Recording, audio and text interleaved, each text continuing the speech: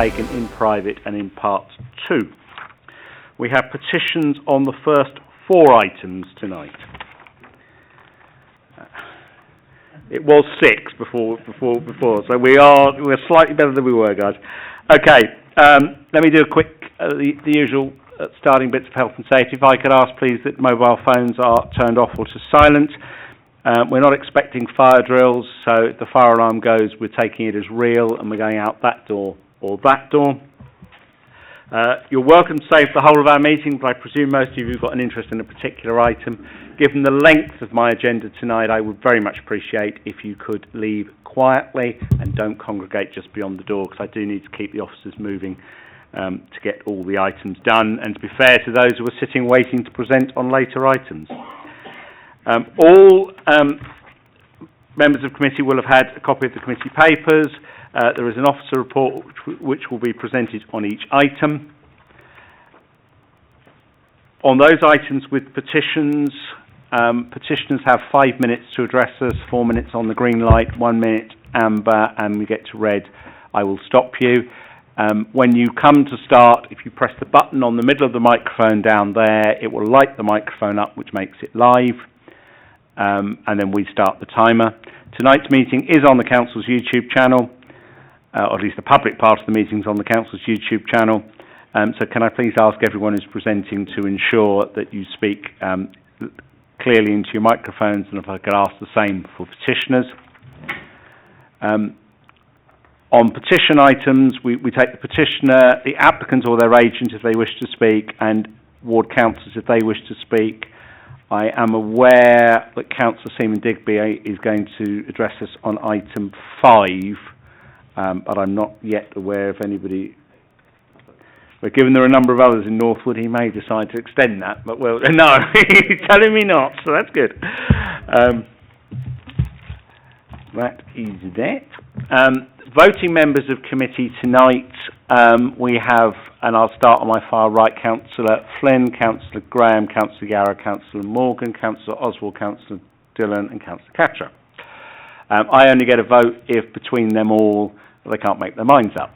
But as it's an odd number, that should make that less likely tonight. Mamahan Ranger is doing Highways, James Tone-Smith and Zinab Hajab Ismail are our 2 presenters tonight. They will alternate which they do. James Rogers, the Head of Planning, provides us with advice. Luke Taylor from Democratic Services is our clerk, and Roisin Hogan is the planning lawyer tonight. I think that's all the announcements done. I don't think I've missed anything. There were no minutes in my bundles. I'll move straight, please, to item 5, 21 Nicholas Way, Northwood, on page 1. James. Thank you, Chair. Item 5 on your agenda, 21 Nicholas Way, Northwood, is an application for the erection of a detached 2-storey, 5-bedroom dwelling, which will replace an existing detached bungalow dwelling occupying the site. The proposed dwelling would utilise the existing drop curb access to the site, which would lead to a hard surface driveway and a double garage. A petition has been received objecting to the development, and for this reason, the application has been brought before you this evening. The site is located within the Cotswood Estate area of special character. The proposed dwelling is considered to be visually consistent with surrounding large detached dwellings, and although some trees will be removed in order to accommodate the proposed dwelling, measures have been taken to protect and preserve other trees on site to ensure a verdant appearance is maintained. The proposed dwelling is largely within the footprint of the existing dwelling. It would not project any further forward than the existing front elevation, and a modest degree further to the rear, with the bulk of that being at single-storey height. A combination of the separation maintained between neighbouring dwellings, the presence of screening and the use of obscure glazing on all side-facing windows would ensure that the amenities of neighbours are protected. This arrangement would be secured by planning condition, and a condition is also included prohibiting additional windows and openings to be formed that would face to the sides. Internal space and external amenity area is compliant with London Plan standards and those of the Council's SPD for residential layouts. I'll just take you through the slides now showing the site. Here we have the location plan showing the site. This is the constraints plan as it's showing, as you can see, the area of special character. So, sorry, would you like me to go back? Oh, yeah, okay. Sorry. Here we have the location plan and the block plan of the site. You can see a comparison there with the existing bungalow here and then the proposed dwelling. Here I've blown up part of the plan to show the tree arrangement on the site, just to provide a bit of clarification on what trees are to be removed. Where I'm pointing here, there's a group of 5 trees shown with a dotted line around them. These are located on the boundary here adjacent to the existing building, and it's these trees, to clarify, that would be removed in order to accommodate the new dwelling. This is the plan showing the existing bungalow, and here's a comparison plan showing the footprint of the roof plan of the existing bungalow here, and as you can see, the proposed dwelling here with the single-storey elements to the front and rear. Here we have elevation drawings of the proposed dwelling and the floor plans, just to give an idea of the context. And here is the aerial view of the site, edged in red. Just a photograph of the frontage of the existing bungalow. And this is a context photo, really, of the street scene, showing the site in context with number 17 Nicholas Way. And here again we have it shown in context with number 23. This shows the rearmost projection of the existing dwelling and part of the rear garden. And this shows the southern boundary of the site, which is shared with number 23. This is a view towards the far end of the rear garden. And then here we are looking back towards the existing dwelling.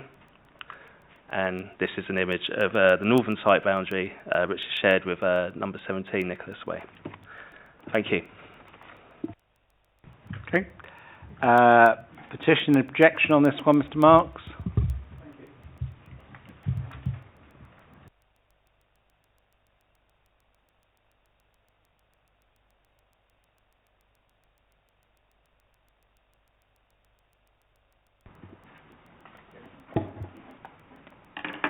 Good evening.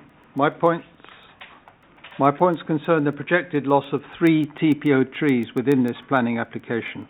A petition was submitted on the 7th of April and signed by 28 residents who all live in Nicholas Way, and all of whom are immediate or close neighbours to 21 Nicholas Way. There are only some 40 or so houses along Nicholas Way, just to give you an idea. My main concern is that Copsewood is an area 100% protected by several TPOs, or should I rephrase that, an area allegedly protected by TPOs. Copsewood is also an area of special local character.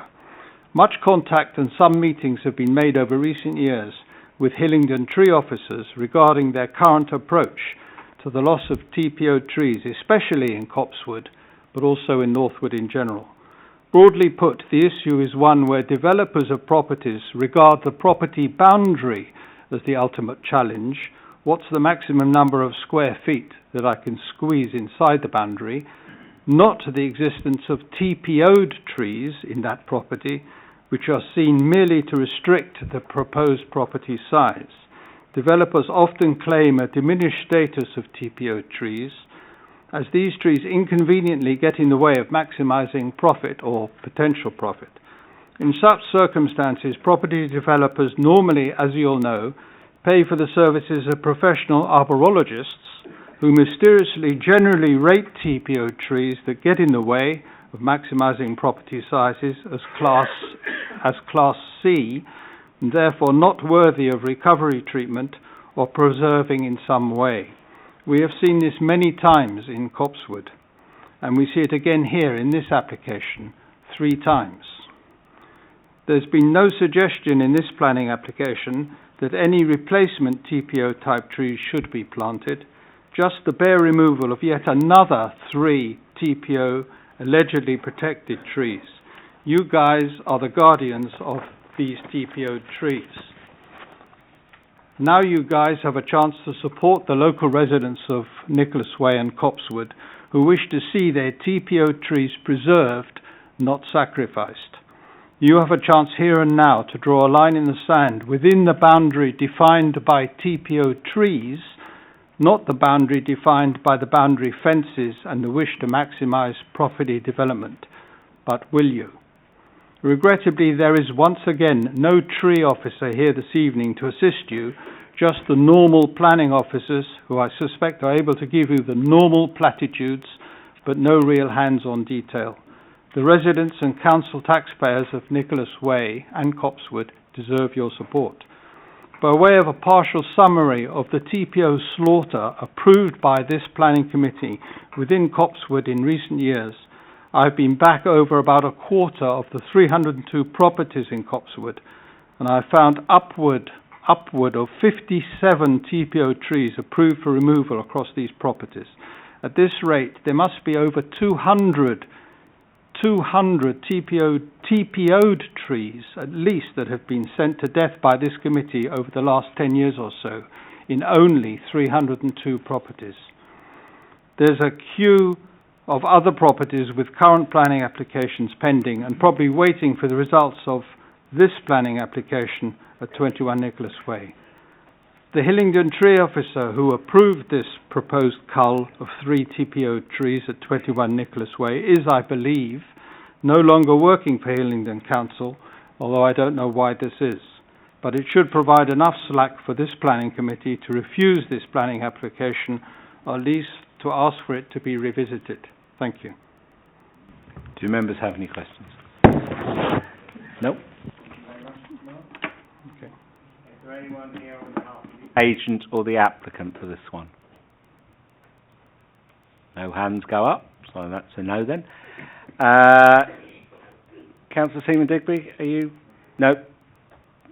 Okay, in that case, we open for debates. Perhaps officers would just clarify for me, is it 3 TPO trees, and do we have some information on condition? Because I think that's what the petitioners have raised, so I'll start with that. Yes, just to clarify, there are more than 3 trees actually to be removed on the boundary of the site, but only 3 are covered by TPO. So that's to clarify that. We do also have a landscaping condition which could secure replacement planting. And what types of trees are these that we're removing? One of these trees is an oak tree, which is referred to as, I believe, T12 on the plan. And all of the other trees are cypress trees. Okay. Councillor Flynn, then Councillor Dillon, then Councillor Cashel. Thank you, Mr. Chairman.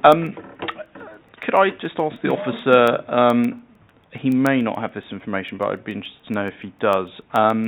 Trees such as this that are TPO'd, quite often when they're surveyed, you get a sense of how long they've got left in terms of their lifespan and also the quality of those trees. Do you have any information around the quality, of these trees at the moment, and how, do they have a long life ahead of them if not interfered with, or are they coming towards the end of their natural life?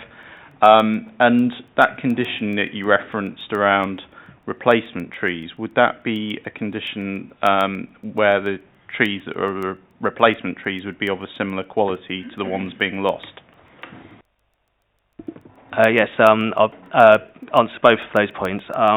If direct you to page 12 of the report, which in the additional comments section contains a response that was sent in to us where an assessment was made of the trees, in which it has been assessed that the trees are declining vitality and or structurally defective. Now our tree officer has also assessed these trees and has recommended that there's no objection to this application. With regards to replacement trees, yes, we always look to have replacement trees that mitigate against the loss of trees within reason. Obviously, they have to be compatible with the siting of the building in order that it doesn't cause conflict at a later date, but we would look to secure high quality trees. If I can just add to the point said by the officer, we sometimes, when landscaping happens and tree planting occurs, normally the practice is to plant as small as possible, to be frank. And so if committee wanted semi-mature trees or bigger specimen trees, my advice would be actually for officers to alter the landscaping condition and strengthen it, rather than just leave it as it is at the moment. Thank you, Chair. Let's just see where this debate runs. Two more councillors to come in, so Councillor Dillon. Believe it or not, it's going to be about trees. Normally when we ask for a tree with a TPO to be removed, we always have to replace it. So if we could bolster the condition by having semi-mature trees of the same to replace the ones that we're going to take away, I'd be happy to support the application. Okay, Councillor Catcher. Thank you, Chair. My questions have already been answered. It was in relation to the trees, so that's fine. Okay, so has anybody got any other questions on this one apart from trees, or are we comfortable? Silence is golden. Do I take it that if we asked the head of planning, or if we amended the landscaping condition to include planting of semi-mature trees, does that? I'd actually be comfortable if it was subject to Chairman and Labour lead, because thinking about this, I wish to do a quite robust condition that would maybe set out in some detail, so that the Labour lead has given me a nod on that. So I don't have a wording for a condition, so I won't at this point. So I won't expand any further, but I would just indicate an intention. Okay. Well, in that case, I'd be happy with that. No one's got any other issues on this one. In that case, I had a proposed broad recommendations. Are you going to second, Councillor? Yeah, I'll second that, Chairman. Thank you very much. Subject to the landscaping condition coming back to myself and the Labour lead to be reviewed. All those in favour, please clearly show. That one's approved. Right. Item 6, 1A Grove Road Northwood on page 21.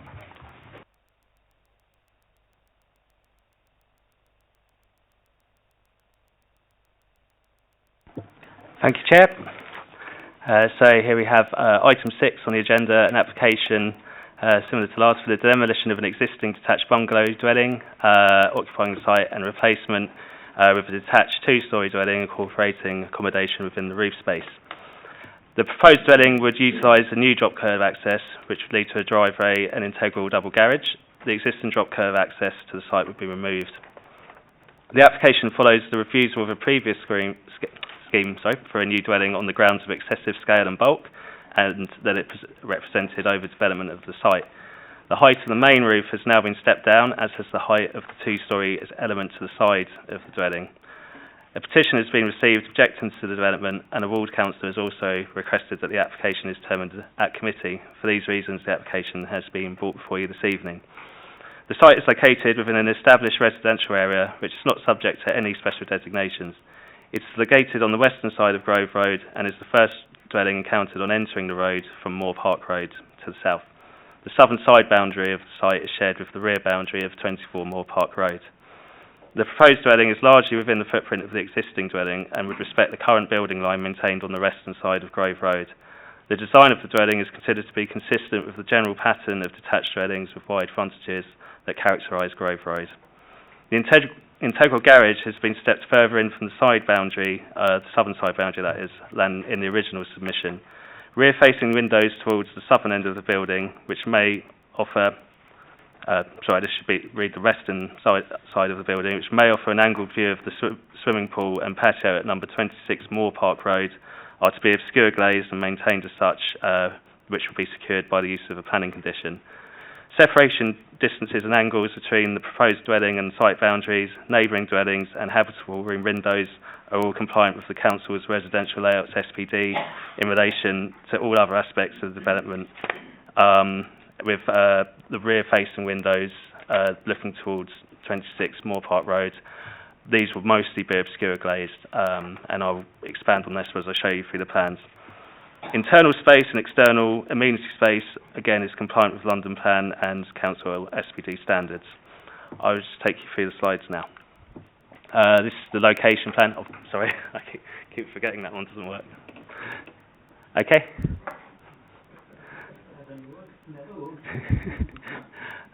So here we just have the constraints plan just to demonstrate there's no special designations attached to the site. Sorry. Here we have the layout plan for the proposed dwelling, and just cycle here through the ground floor plan, first floor plan, and the plan showing the accommodation which is being incorporated within the roof space. Here you have the front elevation and the north side elevation. You can see the annotations there with regards to glazing. And here we have the rear elevation. This is the windows I'd just like to show you.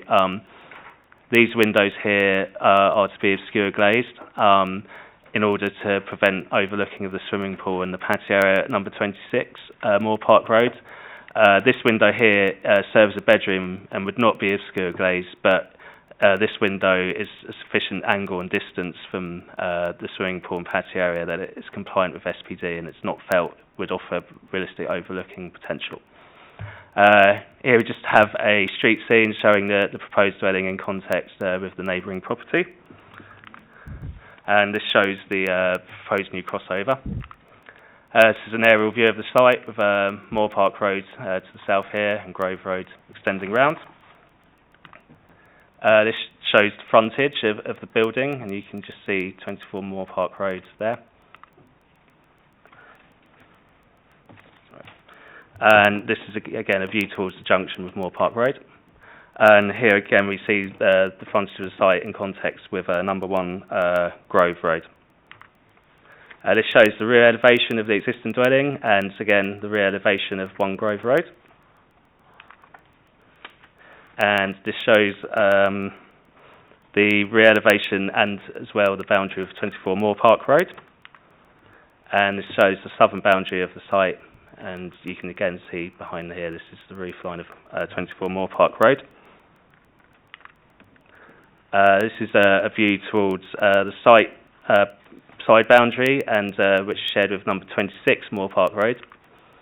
And this is now a view from the rear garden of number 24 Moore Park Road towards the site. You can see the existing building there.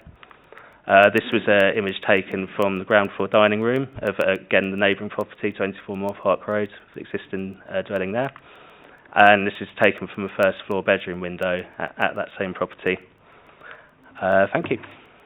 Oh, sorry, just before I didn't draw your attention to the addendum, we have just recommended an additional condition just in order to secure obscure glazing for all the windows which would have the potential to offer overlooking. Thank you.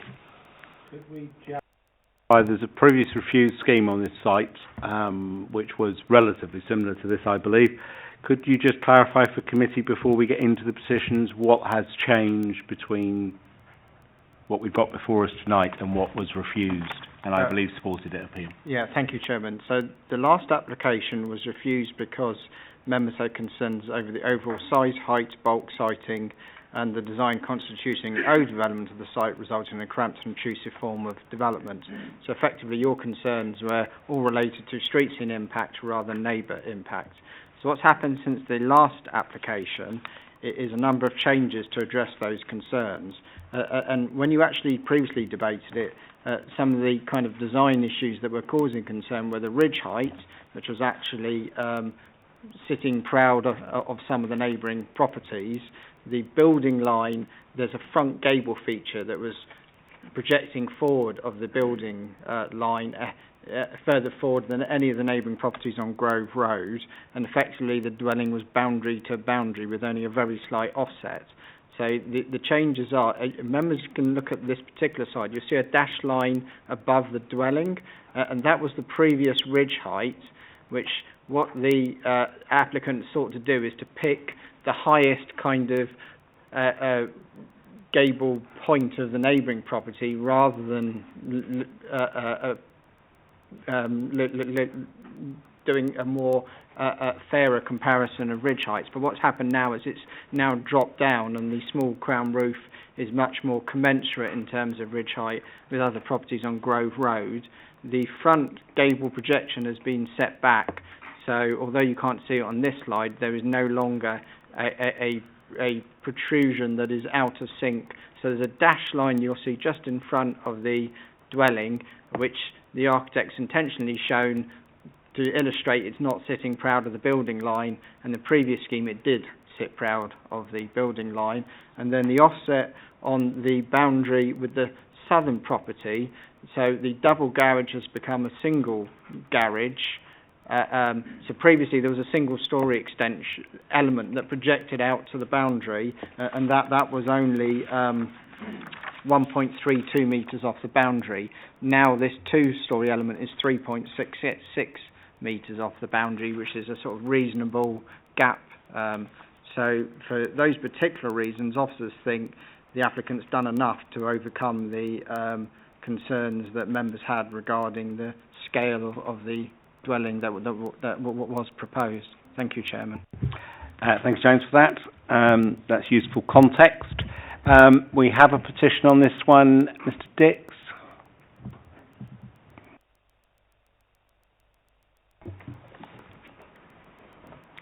Thank you, Chairman. Good evening, councillors. My name is Sam Dix. I'm a chartered town planner with a company called Smith Jenkins. You may recall I addressed you in February regarding the previous application. As I did then, I'm representing the petitioners and in particular the residents of 24 Moore Park Road and 26 Moore Park Road. As your officers have just alluded, the application has been revised several times since then. My clients have asked me to just refer to the fact that this has been a difficult process to follow, and they haven't necessarily been consulted in the fashion that they would have liked to have been on the various revisions. Again, without wishing to repeat the officers' information already provided, the most obvious amendments that have been made in respect of the proposals is removing the ground floor single-storey side protection and also the general readjustment within the plot. The removal of the ground floor element, I think, does create the impression that the building overall has moved up to 2 metres, but in fact at first floor level, which is the important bit to consider, considering the existing dwelling is a bungalow, the shift in scale is just 50 centimetres. With that in mind, there's a couple of issues in the report that I wanted to bring to your attention. Firstly, in terms of the report does state that the building is significantly taller than the existing bungalow, but there is no right to a view. Now, that's fundamentally correct. I don't have any disagreements with that. But what our client has an issue with, certainly in respect to 24 Park Road, is not his view being compromised. It's the general sense of overbearing, and I'm quite grateful for the fact that pictures from his property were shown before you this evening. They weren't previously. And I note, again, as your officers have told you, you did not consider amenity as a previous reason for refusal, but we would urge you to reconsider that this evening, as the circumstances of this plot are different. As I say, it is a notably foreshortened plot within the street scene. The existing bungalow is an anomaly within the street scene, and for that reason, the issues of neighbouring amenity and the surrounding area, the character, do go hand in hand to a considerable extent. In respect of the neighbouring amenity, the report concludes with the fact that there will be no impact on neighbouring amenity, but earlier on it does say that there will be no unacceptable impact. So I think there is a job to do in terms of determining whether that is indeed the case and whether the impact is acceptable or not. Obviously, we would like to advance the fact that it isn't. The slight readjustment of the dwelling within the plot does actually bring it surprisingly close to 1 Grove Road now. I don't claim to represent the people there, but I will comment on the fact that it does appear slightly incongruous from both from plan view and within the street scene. The dwelling, the way it's been readjusted, it now also sits deeper within the plot, which naturally, given it's already a foreshortened plot, does bring it closer to 26 Moore Park Road and closer to the garden, swimming pool and patios there. In that respect, I also have to query the assessment that's been made of the 45-degree angle that is actually helpfully drawn on that plan. From what I can tell, that's not actually taken from the centre point of the first floor window, and indeed it isn't taken from the dormer at second floor window. I would suggest that the dormer is far more important, given it won't be glazed. It sits further south, so that 45-degree angle automatically brings it closer to the pool, and of course it sits higher, so the potential for overlooking is even greater there.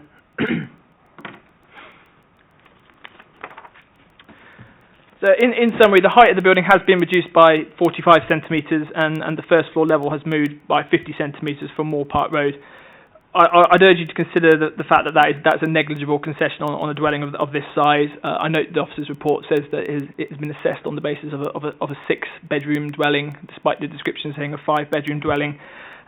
We've certainly submitted representations to this application explaining that there's almost 3 times the amount of floor space being created in this bungalow. We do appreciate the condition for glazing that's been imposed and the amended condition as well, but that does not prevent the sense of overlooking, and as I say, it is questionable about that 45-degree angle.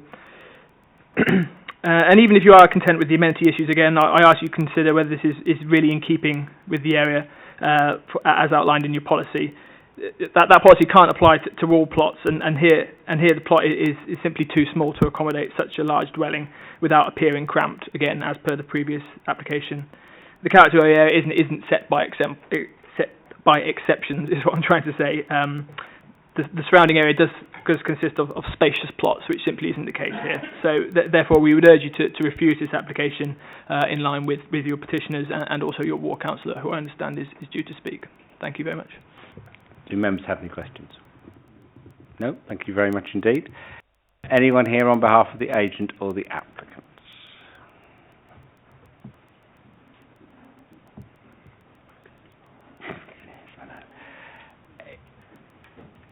If you could just state your name for the record when you start speaking, please.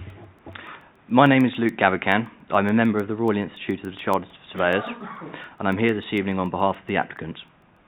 Primarily, I want to use this opportunity to highlight and reaffirm the various changes that have been made to overcome the issues raised by yourselves on the previous application. The new scheme further reduces any impact on neighbouring properties. The minutes of the previous meeting make it unequivocally clear that the previous application could not have been refused due to impact on neighbours' amenity issues. Irrespective of this, we have scaled the proposal down further in an attempt to appease those in the neighbouring community and that have opposed the scheme. The previous application was supported by the planning department but overturned by the committee for the reason of impact on the street scene and overdevelopment through unacceptable bulk and mass. Since the last committee meeting, in order to overcome the reasons for refusal, we have worked with the planning officers and agreed to the following. Number 1, we have reduced the ridge height considerably to be lower than that of number 1 Grove Road.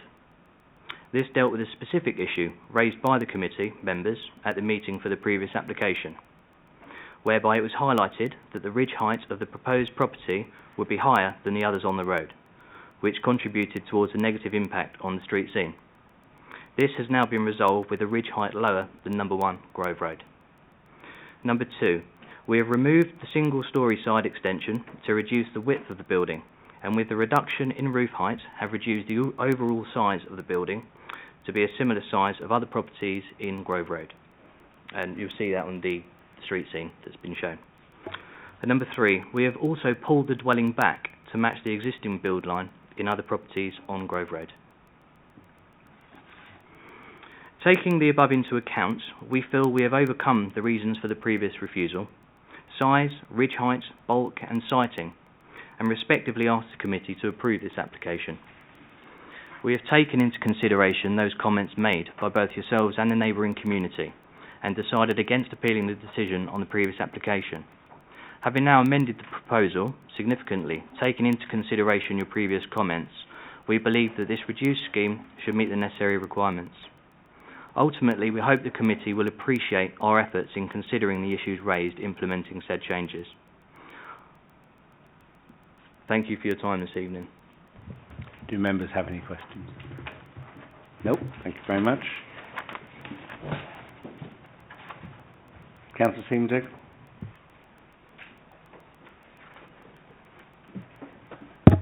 Thank you very much. It's always hard to follow experts. I'll just recap, I think, on things that have been said, but I've been a councillor in Norfolk for 20 years, and these sort of developments are the ones that we do try to stop because it becomes a kind of rolling ball of unwielding and unyielding developments. I think there has been mitigation, clearly, we just heard, and we can see quite clearly from the pictures in the report. But I think, at best, without criticising, it's the minimum. It's what people can get away with. It's been done to a minimal degree, as ever is the case. I think it remains clear that that plot with a bungalow on it, where it's just excessive in that road, it's excessive. There are other instances in Northwood, but they're not pretty, they're not great, and they're something we should stand against as a council on behalf of residents. I think the amenity impact, whilst it wasn't raised in the first refusal, I think clearly there is an impact on the neighbours. We've seen from the photographs. I visited the site. And at the very least, I would suggest that the committee, before they judge this, if they're not willing to overturn it, would do a site visit, because I think the pictures are fine, and I'm not criticising the quality of those, but being on site will show you really what it looks like around there, what this will do if you take your pictures with you in real life. I think overall, this is just too much on that site, which is so often the case. I get that it's not illegal to be a developer, and that's fantastic. I'm not a communist, but it's too much. It's unneighbourly. It doesn't do what it should do in a neighbourhood where you're going to live next door to your neighbours. This sets a very bad precedent, and we've stood up for it before. You, as a committee, have very kindly helped us stand against this and overturn other applications. I would urge you to overturn this one, because planning's about balance. So whilst we've been told that this meets the SPD and everything else, that's great, but they're not written in law. It's about balance. So on balance, this is wrong, and it's still too much on that site. Thank you. Thank you, Councillor. Do members have any questions? No, I think we're good. Okay. I'd be forgiven. I need to go to another meeting, so I need to run. But, thank you very much. I would remind, certainly some of us have seen this site before, because we did a site visit on this one last time round, so certainly some of us have seen this one before. I'm going to pick up a couple of bits to help committee. I'm going to ask officers in a moment to clarify the 45-degree line, because I definitely want to understand whether that works or doesn't work. I'm sure the legal officer will caution if we start to move too far into neighbour amenity. As you are, I'm sure, all aware, if on a very similar application before, and this is a reduced version of it, we didn't consider that an issue, we've got to be very careful this time round if we're trying to consider it as an issue, because normally you work from what you've come up with last time. So with that caution, I'll leave that at that. Can I ask for the 45-degree line clarification, please?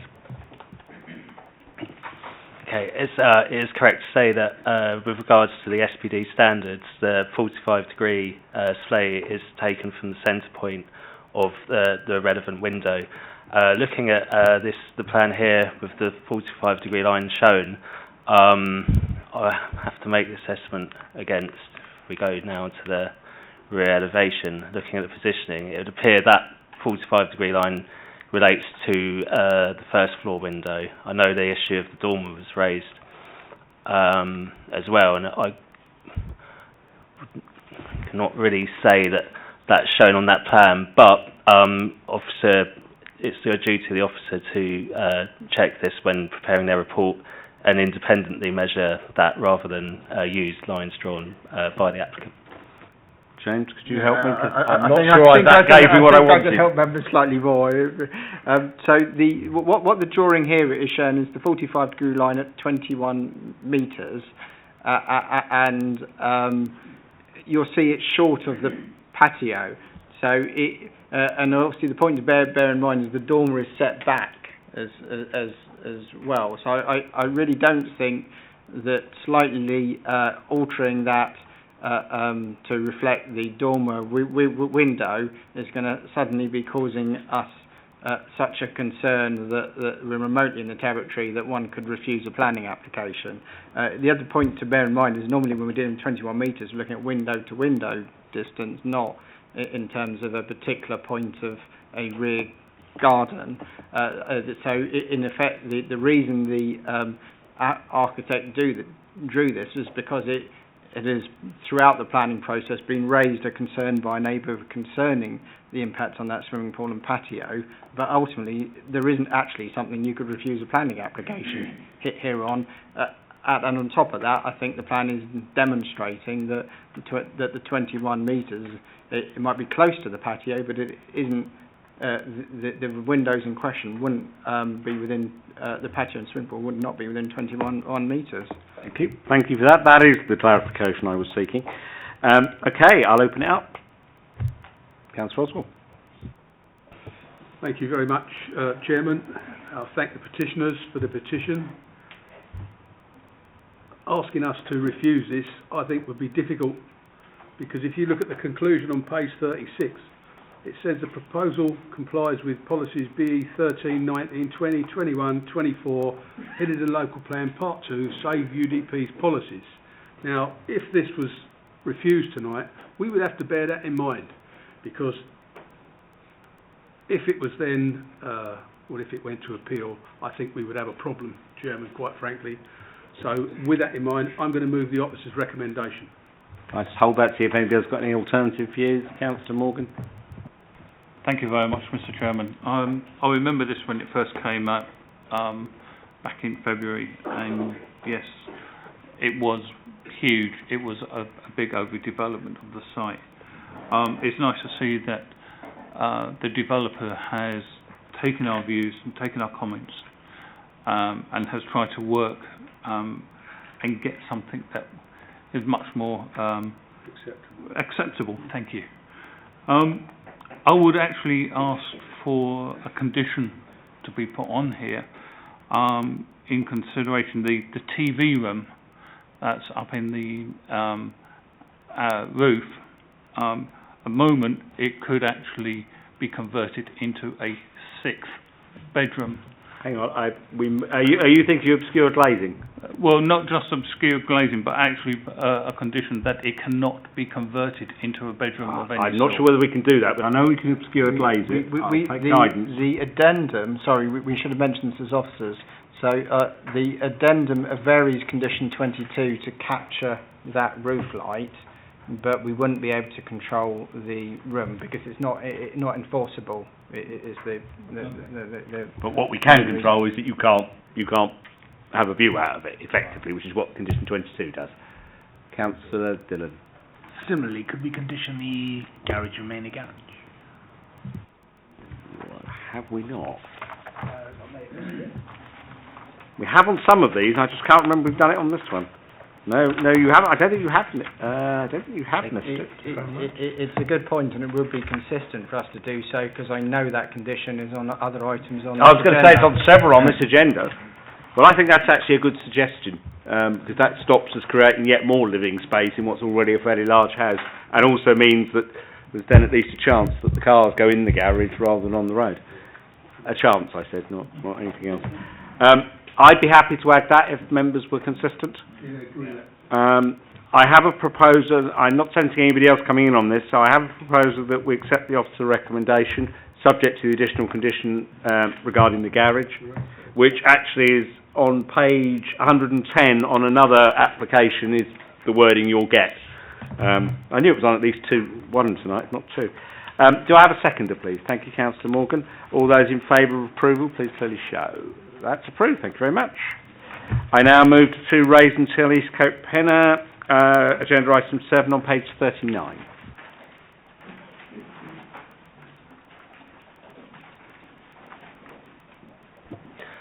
Thank you, Chair. Here we have item 7 on the agenda, 2 Raisins Hill, Eastcote. It's an application for the demolition of the existing 2-storey detached dwelling occupying the site, and the replacement with a pair of semi-detached 2-storey dwellings with 3 bedrooms incorporating space within the roof. Each dwelling will be served by its own drop curb access with 2 parking spaces provided, one within an attached single-storey garage and one provided on the hard surface driveway. A petition has been received objecting to the development, and for this reason the application has been brought before you this evening. The site is located within an established residential area which forms part of the Raisins Hill Eastcote area of special character. The proposed dwellings do not extend beyond the frontage of the existing building, maintaining the sense of openness on the street, and the semi-detached design of the building complements the appearance of the wider street scene where semi-detached dwellings are prevalent. The scale and positioning of the dwellings in relation to site boundaries is also in keeping, and the bulk has been reduced through the use of single-storey elements to the side and rear. Amenities of neighbours will be preserved, and the development is compliant with the Council's residential layouts SPD. The side-facing windows would be obscure glazed, and this would be secured by condition. The internal and external space, amenity space provided for future occupants exceeds the standards set out within the London Plan and the residential layouts SPD respectively. I'd just like to draw attention to the addendum in relation to the conditions on page 40 of the report. An amendment is proposed to condition 5, just to include reference to the roof lights in relation to the requirement for obscure glazing on the proposed dwellings. I'll now just take you through the plans for the site.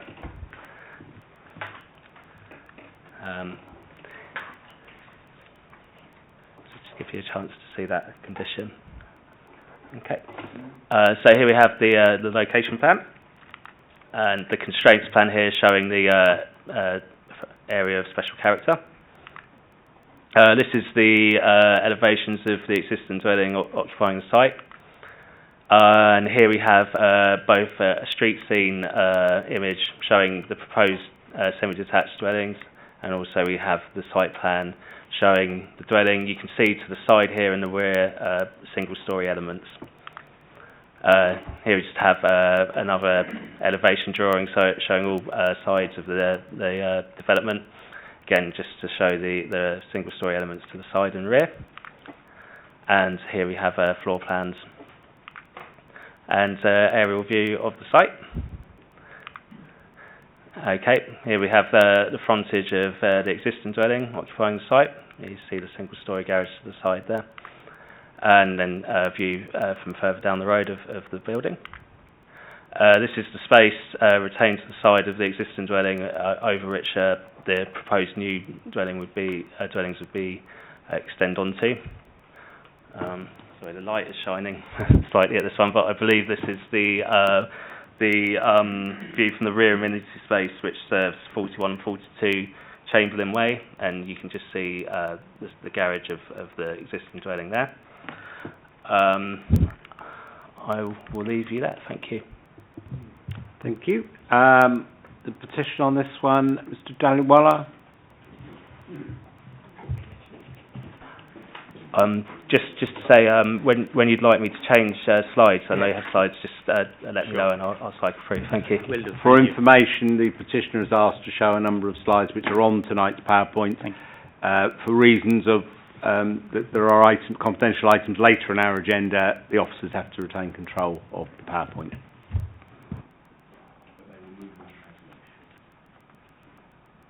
Oh, great. Can start. When you're ready. Thank you. Good evening, Chairman, members of the panel. Thank you for giving me the opportunity to speak on behalf of the petitioners. Mr. Chairman, this proposed development is unprecedented in this area in that it constitutes a complete demolition of a modest 3-bedroom, 2-bathroom house, and for it to be replaced with 2 semi-detached houses, each of which will be significantly larger than the existing detached house, plus have substantial habitable accommodation in this loft. The present house provides about 1,250 square feet of habitable space. Semi-detached houses in the street are typically about 1,100 square feet. Each of the proposed semi-detached houses will be nearly 1,450 square feet habitable space, plus another 450 square foot of loft space, which will consist of 4 roof lights, both on the side and the rear, ready for habitable use should that be desired at some point. Next slide, please. As you can see from the first and the second images, the proposed development would have an immediate visual impact on other houses on the street. It's an area of special local character, and the bulk is sort of quite contrary to policies B5 and B13. The proposed building extends 3 meters further behind the building line of other houses in Raisins Hill along the entire width of the building, further accentuating the size and bulk of the proposed development, contrary to UDP policies B21. The steeper roof slopes on the proposed building are clearly designed to maximize the creation of habitable loft space, which, together with the existence of 4 roof lights in each dwelling on the side and the rear, the rear and the sides facing number 4 Raisins Hill and 39 to 42 Chamberlain Way, as well as the loft hatches quite conveniently located along a central wall to facilitate staircases to the loft to be easily added, clearly indicate intention to provide additional habitable space in the loft. Mr. Chairman, the proposed redevelopment would result in each dwelling being at least 70% larger than most semi-detached dwellings in the street and represent a significant overdevelopment of the site, contrary to UDP policies B22 and 24, with attendant consequences for parking space. Next slide, please.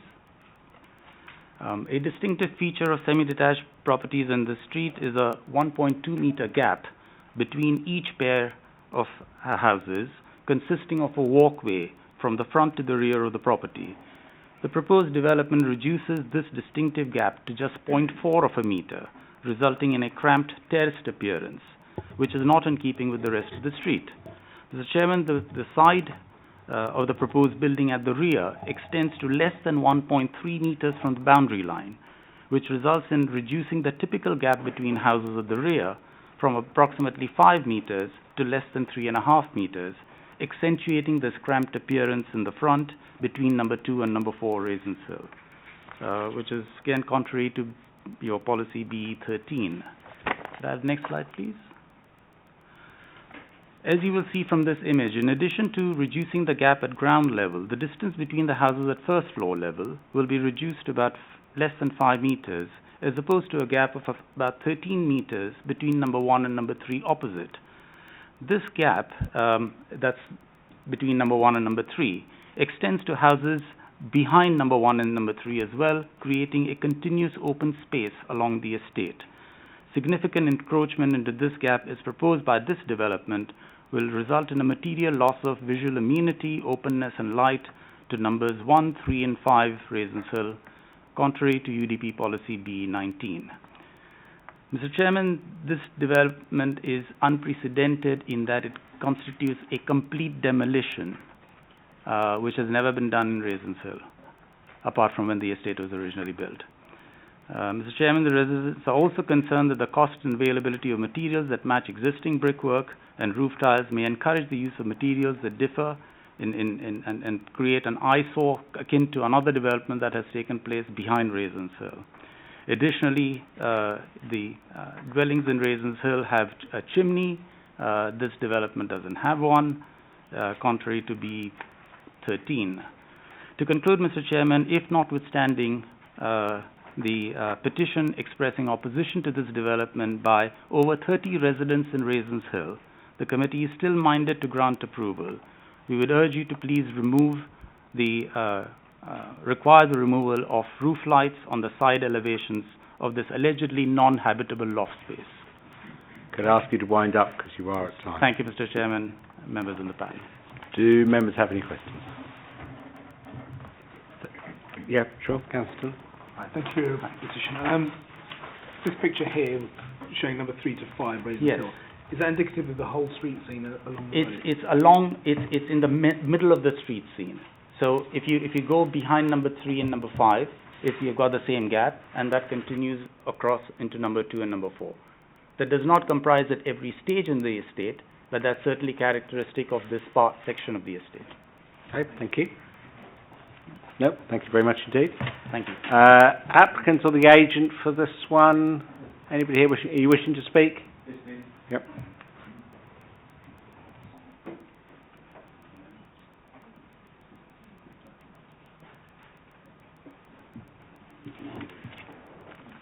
Thank you, Mr. Chairman. You'll be aware from the planning history on this site that there have been 2 applications refused previously.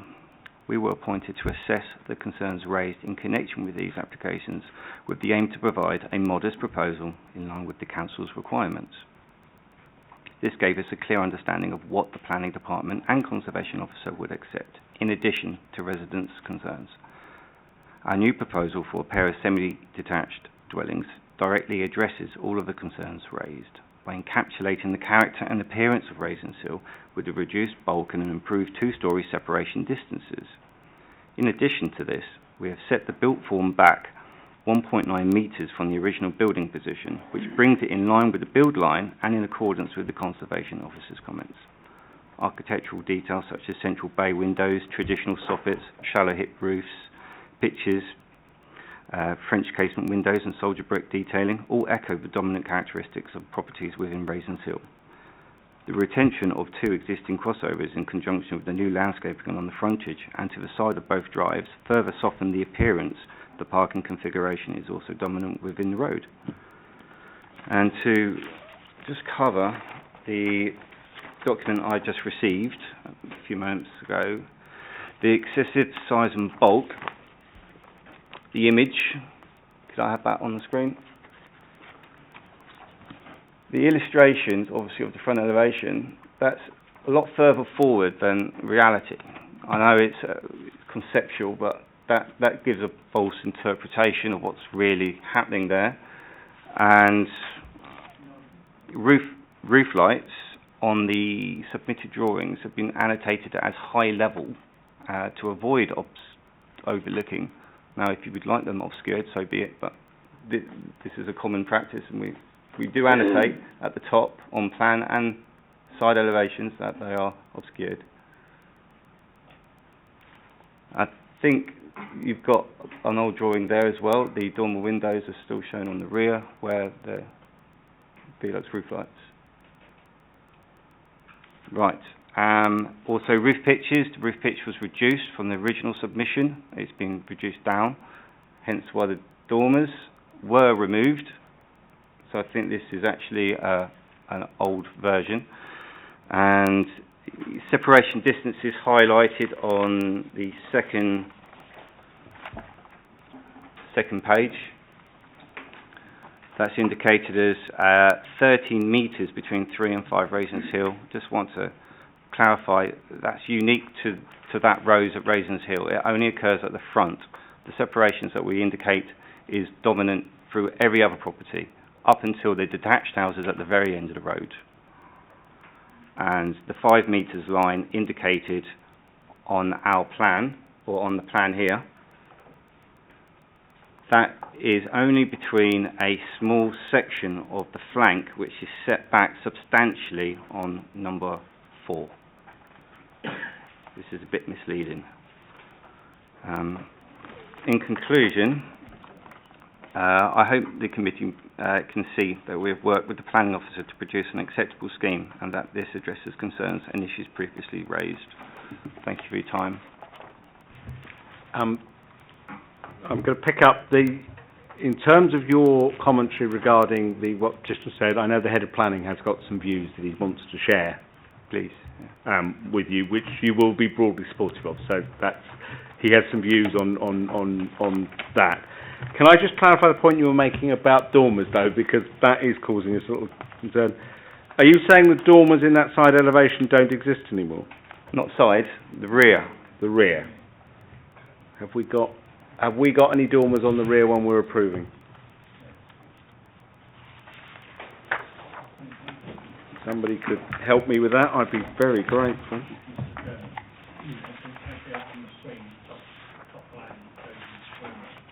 They've got side dormers.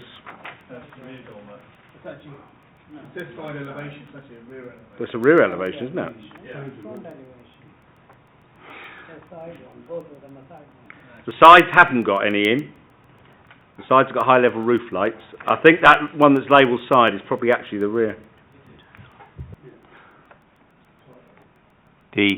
The revised drawing was provided showing a reduced roof pitch and the omission of dormer windows.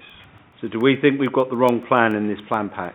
The only difference between what's shown and what's on this drawing here is the removal of dormer roof lights. Do we believe we've actually got those somewhere? James? Yeah. One of you help us. We do have a copy of the revised plan. It would take between 5 and 10 minutes for us to print off extra copies for the planning. I have a copy here if you'd like to pass it around. That could shorten that because there are photocopies near here, but actually I'd need to go and verify, so we'd still We'll still actually Okay, take the 5 to 10 minutes. Right, if you wish to adjourn. okay, let me, before I do that, because that may resolve that point, and thank you for pointing that out, if members have any other questions, what I'll do, I'll open this debate up and see where it goes, and if we're looking like that we are about to approve, then obviously we do need to just double check we're approving the right plans, otherwise we don't look very clever. Can I just add one point? With the request of the removal of the dormer came from the conservation officer, and by doing so, the roof ridge line has been reduced also. Okay, that's fine. We'll get. It looks like there's an error in the plans we've been given, so that's fine. That's good. Any other questions? No. Okay, thank you very much indeed. I'm going to open up for debate. Obviously, bear in mind that the plan you're looking at on page 158 has an inaccuracy in it, we believe. So just don't base your comments on that, base it on everything else. Councillor Morgan, I'll let you start us off. Thank you very much, Mr. Chairman. I know Raisins Hill very, very well. It is a unique crescent of detached and semi-detached properties, all built at around the same time by, I believe, the same builder. So they all look similar, but they're different when you go inside. I'm concerned that by the demolition of this detached property for a pair of semis actually starts breaking up that uniqueness of Raisins Hill. At the moment, we do have that large gap between numbers 3 and 5 and 2 and 4 of over 13 metres, but it's not going all the way around the crescent, it's in a straight line. So if you stood at 2 and 4 and looked across to 3 and 5, you'd actually see that gap continuing across. It's not all the way round. By removing the detached property and building this semi, you're losing that uniqueness, you're losing that gap that runs across.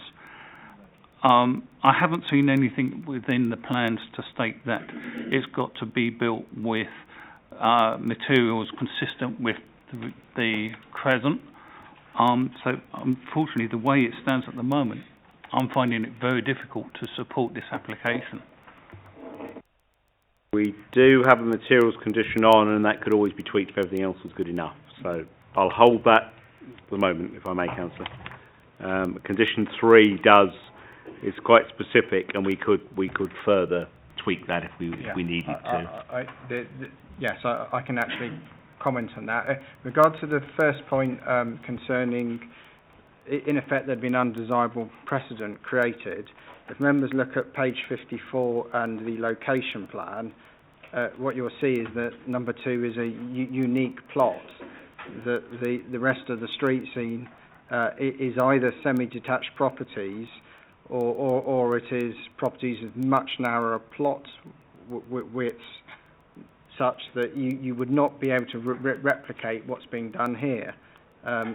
So this is in effect a one-off proposal, and it's been there's been a lot of collaboration with the council's conservation officer on this, so that the bay features, all the different features of the design, so they do replicate the other semi-detached properties on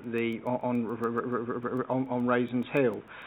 With regards to the materials, when we deal with listed buildings or very contentious heritage sites, one thing we often ask through our conditions, rather than just brick samples, that a small brick panel wall is built, and one of the advantages of that is you then go to greater level of detail. You can actually see that the mortar between the bricks actually matches the mortar used on other properties, and there is a much more, how should I put it, onerous condition, which, as I say, is often used in listed building sites, but it is a condition I'm aware of the precise wording of, that could be applied in this instance if there was a concern, an intention to be do as precise a brick match and detailing in that regard as possible. So I think there is a way of addressing your concern, but it is a different condition from the one imposed in this report. Okay, we'll hold that thought, because that obviously does depend where this goes. So, Councillor Flynn, please. Thank you, Mr. Chairman. Yes, like Councillor Morgan, I obviously know the road pretty well. What I would say is it is, as has been mentioned, it is an area of special local character. It is a road which is quite different to a lot of the surroundings, and it does have its own character, as obviously that designation demonstrates. The brickwork and the materials are very similar throughout the entire road, so I would stress I think that is a particularly important issue here. I also, as far as I remember with that road, there's not a lot of roof lights on that road, not a lot of properties with roof lights such as the lights that we're being asked to approve here. So I am a little bit concerned about the roof lights, that's one aspect. I actually feel that this would be a good case because, as I say, the road is very got a rather unique character to it for a possible site visit, actually, because not every committee member may be familiar with the road and the layout and the appearance of a lot of the properties. So I kind of feel that could be a good opportunity here to show committee members who aren't familiar with the local street scene, give them a good sense of what it actually looks like before we take a decision. But that's just a personal view. Do you believe, I think many of us do know Ravenshill because this is not the first application we've seen in this road, and I think we have been in this road more than once at other sites, not necessarily this one, but we have been. This is familiar territory. Would, on the basis of the plans before you, those of you who have spoken, do you believe this does match the character of the road, accepting the conditioning around materials, but do you believe this is in keeping with what is already in that road? Part the key to this. Well, if you're asking me that question, I think partly, but I don't think necessarily exclusively, because you've got things like the roof lights, which are, as far as I can see, quite different to most of the other properties on the road. Where we're coming at. Councillor Dillon. Sorry, and I can't find it again. Conditions. Conditions, yeah. Generally what we're looking at. I've lost it on permitted development. Thank you. It tries C.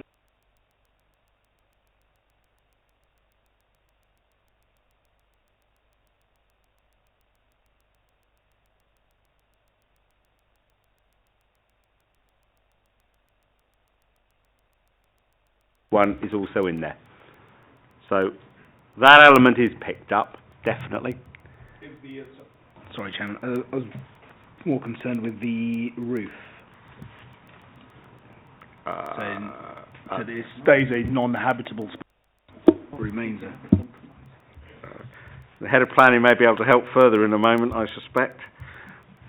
James? If I may spread another possible compromise forward, there is what's called conservation type roof lights, and they don't protrude so far from the roof, and it's the type of change that one can make to a planning condition that's not in effect completely redesigned in the scheme.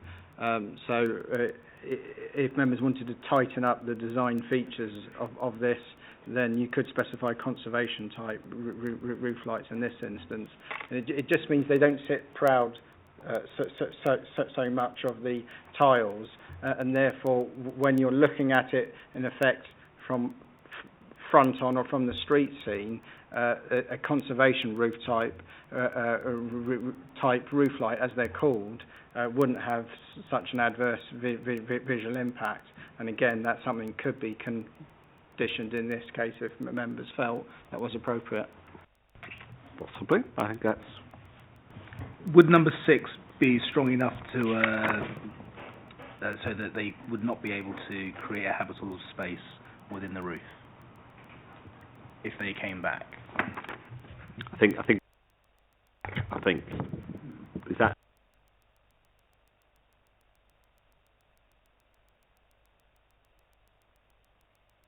Other than the side dormers, the rear dormers they've already got, if they want anything else, they're going to have to come back.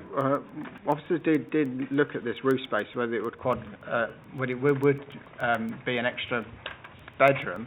What's interesting about it is that there are mayoral standards in terms of the minimum requirements for habitable rooms and bedrooms, and there was an item some months ago members dealt with where we talked about the minimum heights for a room, and members actually refused a scheme because that one actually put forward habitable rooms where the minimum floor to ceiling height wasn't achieved. And on this proposal, a substantial portion of those upstairs rooms doesn't meet that requirement.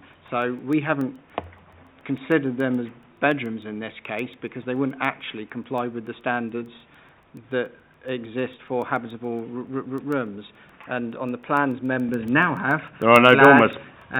Firstly, there are no dormers, but also there's a dotted line on the roof plan that actually shows a small square, and it's that small square that's actually fully compliant.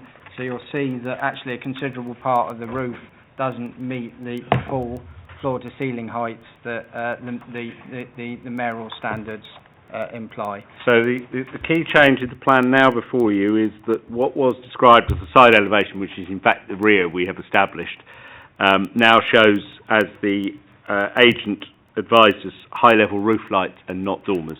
So there are no dormers on this one. The front has nothing on it. The two sides and the rear have high level roof lights only.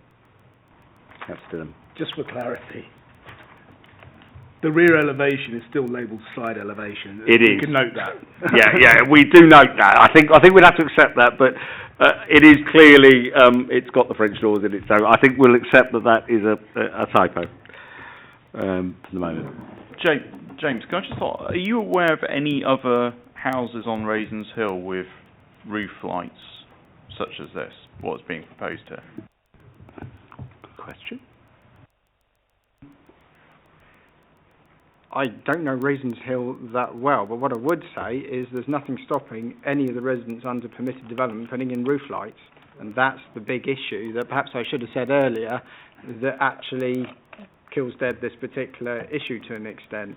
But as I say, the roof lights are controlled because obviously this is for two new dwellings, and members could, as I say, impose a condition that requires them to be conservation type. So I'd actually recommend members do that to overcome the concern, because I think actually you're going to get in trouble if you weren't anywhere near a refusal on something that could elsewhere be permitted development. Okay, Councillor Graham, you raised your hand. Yes, Chairman. I'm looking at the drawings presented by the petitioner, and looking at as you look at the proposed new semi-detached properties, the left-hand one, there seems to be almost no gap at all between that and number 4. From a street scene situation, I don't like that. The other thing is, it's shown that the rear elevation is 3 metres behind the building line. I'm assuming that that's not material because it's a single story anyway, I think. But what concerns me is the lack of space between the left-hand one of those two semis and number 4. There's always a caveat that we have to do with these plans, is that these aren't verified drawings, they're not done by an architect.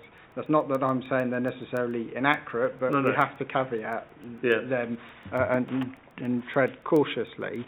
What I think maybe a tiny bit misleading is, yes, there's a rear building lines numbers 4 and number 6, but then when you get further down the street, you may find that, and you'll see just at the very left-hand side, there's actually then a property that actually sticks out a bit further.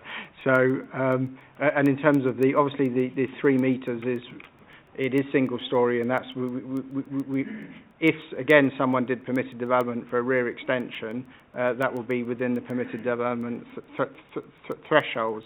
So I can appreciate members' concerns over this particular one, but it is one of those schemes that complies with all our policies and guidance, I think. Thank you, Chairman. I'm going to attempt to move this forward in a moment. Is that what you're about? Oh, Councillor Dillon, then you've saved me a job. I think it'd be important to note, though, that with permitted development, that any of the other residents could, if they could fit a dormer in the back of their roof, they could almost convert their habitable roof into a. So that could start to happen along the road anyway. But I'm quite happy with it, this application, now that we've got these new drawings. Before you move, do you want to amend condition 3 to tighten up to ensure that the materials and the filling between the mortar that joins them all matches, and that we have conservation style roof lights, which were the 2 suggestions made by the head of planning? I was mid-sentence, but yes, I was going to. Oh, good. Sorry, I didn't want to intrude, but I didn't want us to slip off. And include non-reflective glass in the dormers and conservation windows. So, and I have to ensure that condition 2 and the decision notice reflects the correct plan. So I trust you'll. We will delegate that one to you, Joe, to sort out. And on that basis, I would then move the officer recommendation. Thank you, Councillor Dillon. Do I have a seconder? I'll second. Thank you, Councillor Oswald. All those in favour, please clearly show. 1, 2, 3, 4. I get 4. Well, I know where this is going. All those against, please clearly show. 1, 2, 3. 4, 3. It goes through. Right, that one's approved. I move on. We've lost 8. We've lost 9. So we get to 10. We must change presenters in a minute because it's James's turn to give up. Otherwise, somebody came in just for an evening out. Fine evening out. Yes. Okay. Thank you, Chairman. So item agenda 10 relates to Aldous Hall and Weatherby House on Green Lane, Northwood. The proposal is for the change of use of Aldous Hall from C1 to a preschool nursery, which is use class D1, with associated parking, access alterations and landscaping. The proposal also includes the change of use of Weatherby House from a preschool nursery to a residential 2-storey, 4-bedroom dwelling. There would be no external alterations to either of the buildings. All of the works are internal. There is some landscaping works proposed to comply with relevant standards, and it's noted that there are some strong objections by local residents and members in relation to car parking, drop-offs, and the traffic impact of the proposal, particularly the nursery. However, officer's recommendation is to approve this application. It is in support of the application, and there are a number of conditions attached to the permission which mitigate against the proposed impact of the nursery. I'm happy to run through the slides. One that I would like to draw your attention to is this one. So the proposed nursery, I can barely see it, but so this is a car park. There is a car park along Green Lane, and it's proposed that there is sufficient car parking within the car park that can be used for pickups and drop-offs by parents. It's 135 metres from the proposed nursery, and as such it's not considered that there are significant car parking impacts, but I have a colleague here who is better equipped to give you advice on that if you have any questions.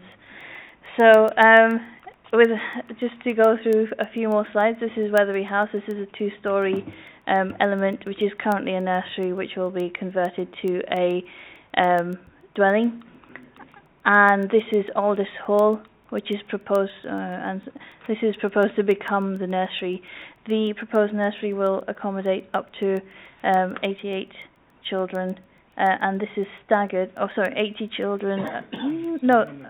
It's Okay. Those numbers don't sound right to me. No, it's 80 children in year 2 and 104 children in year 3, but it will begin with 45 children, which is reflective of the nursery that's currently on site. I stand corrected. So I think, I'll leave it to members to ask any questions. Thank you for that. I think we'll take the petitions first, and then we'll no doubt come back to traffic. I'm sure Mum Hannah sat there long enough to contribute to the evening. We have 2 petitions on this one.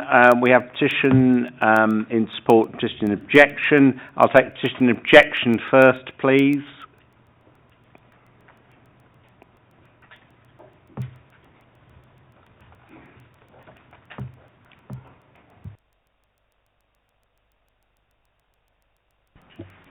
Good evening, ladies and gentlemen. My name is Dennis Sayre of the Glen, which is opposite the property in question.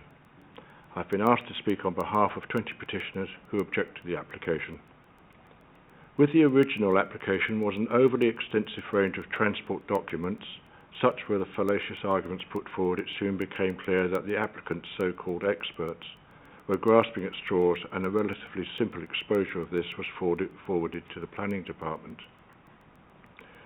Apparently then, the applicant was advised of this, and subsequently on July the 10th, additional traffic management documents were filed with the planning department. A few observations of the amendments might be worth mentioning. Item 1.5, new traffic advisors submitted unusual ideas, such as stating that at peak times, Alders House traffic would only equate to an additional 18 vehicles an hour, without stating additional to what, or was this a convenient but unsubstantiated figure to obscure that there would actually be 104 vehicles more, and twice a day? Item 1.16, this suggests that by extrapolating the previous nursery's traffic figures, by the way, this previous nursery is not on site, as was mentioned earlier. The previous nursery's traffic figures, the new traffic would increase to 51 vehicles. It should have stated by 51 vehicles. Not a big grammatical error, but in this context a very important error, and shows muddled thinking. Items 1.17. Shopkeepers, to sell a product, reduce the apparent cost to small figures. This is being done here also, when only 18 extra vehicles an hour is being stated, whereas the sight is being lost of the actual figure, which is up to 104 extra vehicles in the morning and another 104 in the evening, Monday to Friday. Item 1.19. Objectors to this application are being told that extra traffic, quote, in no way can be considered a severe cumulative impact, quote. What else would it be called when 104 cars twice a day, Monday to Friday, are fighting for space with parents' cars from 2 local public schools, also in nearby Northwood, with over 2,000 pupils, again, every day? To accommodate objections and so as to reduce apparent vehicle numbers, new opening hours are being now suggested, 7 a.m. to 7 p.m. Investigations with the 2 other Montessori nursery schools, both close by, reveal that there is no demand for earlier or later hours by their current parents. In school term times, the traffic jams in Green Lane start daily at Rickmansworth Road and continue on to Watford Road. That is nearly 1 whole mile of traffic jam. A pleasant area is about to be spoilt by a project that really looks like a money-making exercise and is trying to be displayed as answering a non-existent need by Northwood parents. The applicant is now being asked to agree that apart from handicapped pupils there will be no on-site set-down or pick-up, and that all pupils will have to walk from the council car park illustrated earlier each day. If the application is accepted, can a provision be made for another non-standard condition to prohibit parking in Wilford Close, the Glen and Myrtleside Close? The rules for planning applications may be correct, but they appear to pay little regard to maintaining neighbourhood lifestyle. I would ask the committee to reject this application with its spurious claims from Northwood Preschool Limited, which is already advertising for staff. Thank you very much for your Do time. members have any questions? Councillor Dillon? If you could just indicate what times those traffic jams start again? The traffic jams start at about 7:45 and finish at about 9:10. And in the evening, a similar type of spanning around, and this will be guesswork, at about 3:15 to about 4:30. So you could not double park in front of the building? Certainly not. Not without jamming the road. No. Thank you, Chair. Agent or the applicant for this one? I know it's just in support, and I understand the agents are speaking to that.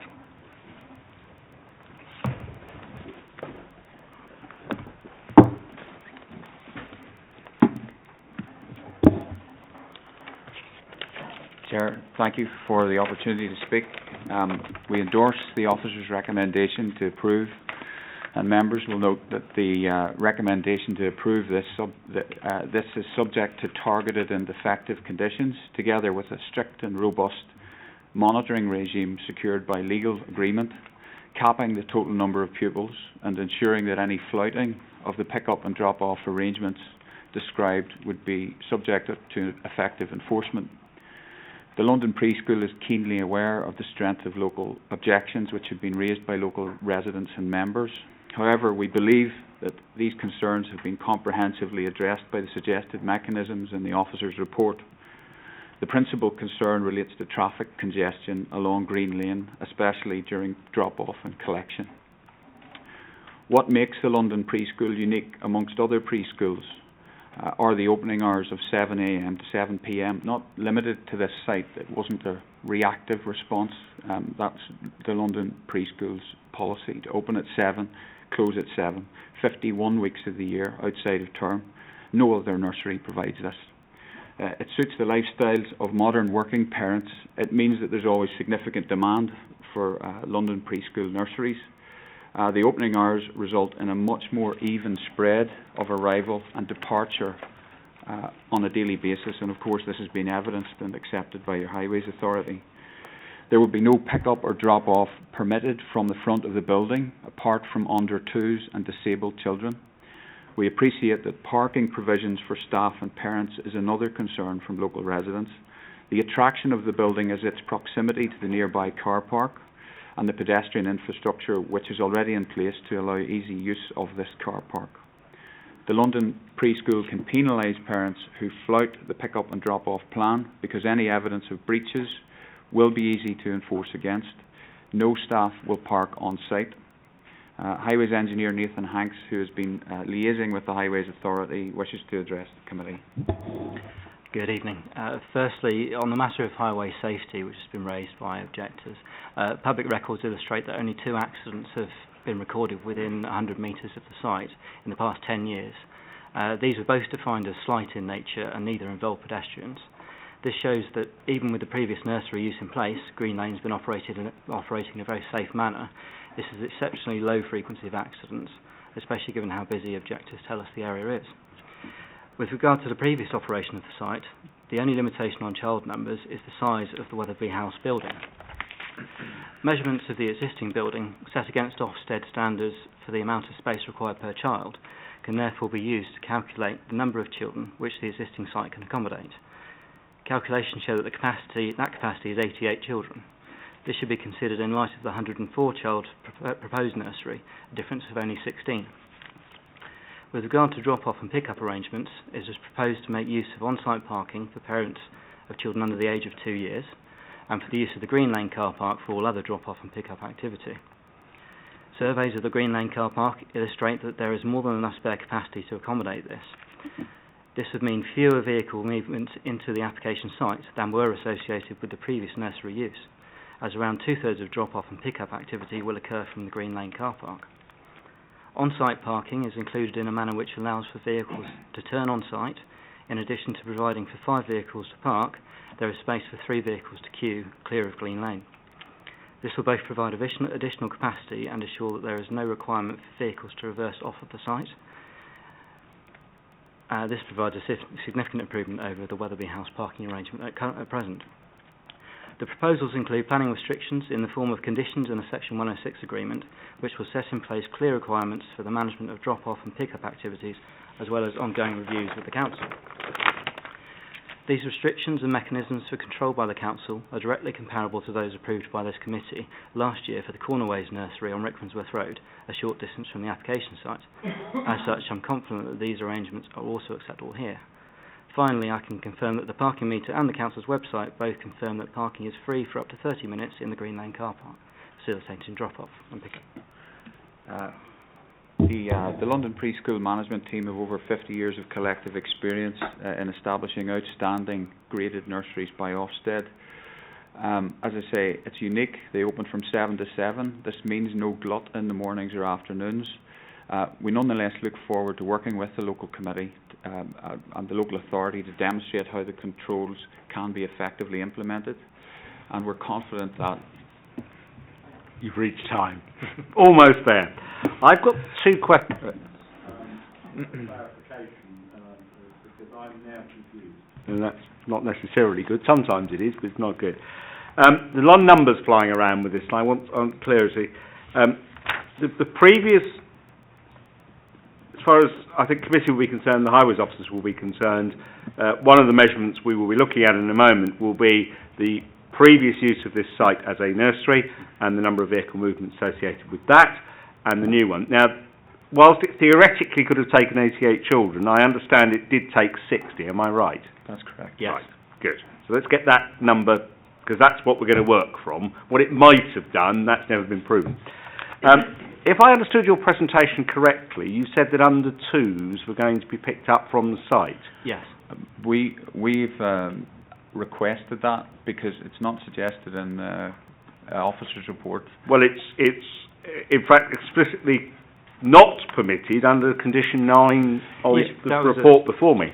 Yeah, that was a late request made to Hardy Ryat, the case officer, yesterday. We requested that in addition to disabled children, we wanted to include under twos.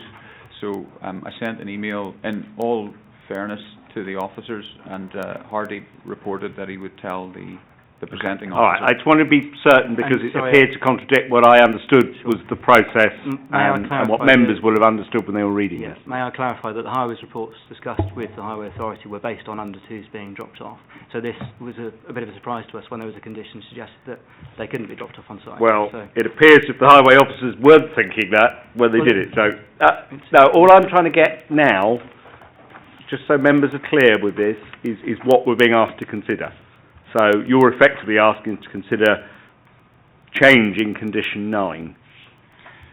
We made that request, and if it hasn't been reported to members... Well, the highways officer may well know, and I'm going to bring him in a moment, but before I lose you, I just wanted to make sure I understood what we were being asked to consider, because it didn't appear to be what I had read earlier and what was in the conditions. So I just wanted members to be...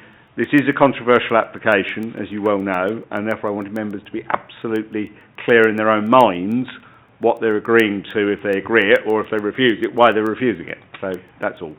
I'm just getting clarity. Do you have any other questions? I'm going to bring highways in a minute. For the applicant. Yeah, I mean, it's just a quick one. In the figures and the work that you've done, how many under twos do you think you might have? How many under twos might we have? 36 on any one day. So that's 36 movements of car vehicles. No. You've got room for 5. 72. You've got room for 5. 3 in and 2 waited.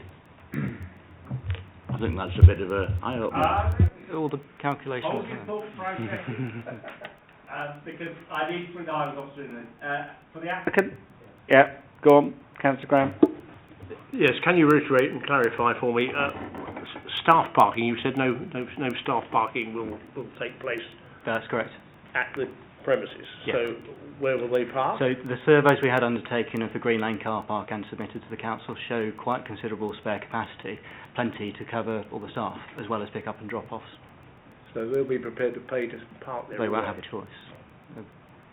Unless they can find somewhere legal on street to park, obviously. Okay. That is what is proposed, and that is in accordance with the conditions in the report. So that is clear.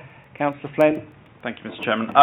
As someone who uses nurseries quite regularly in my personal life, I'd be interested to get a sense from you. 7 till 7, those are very long hours.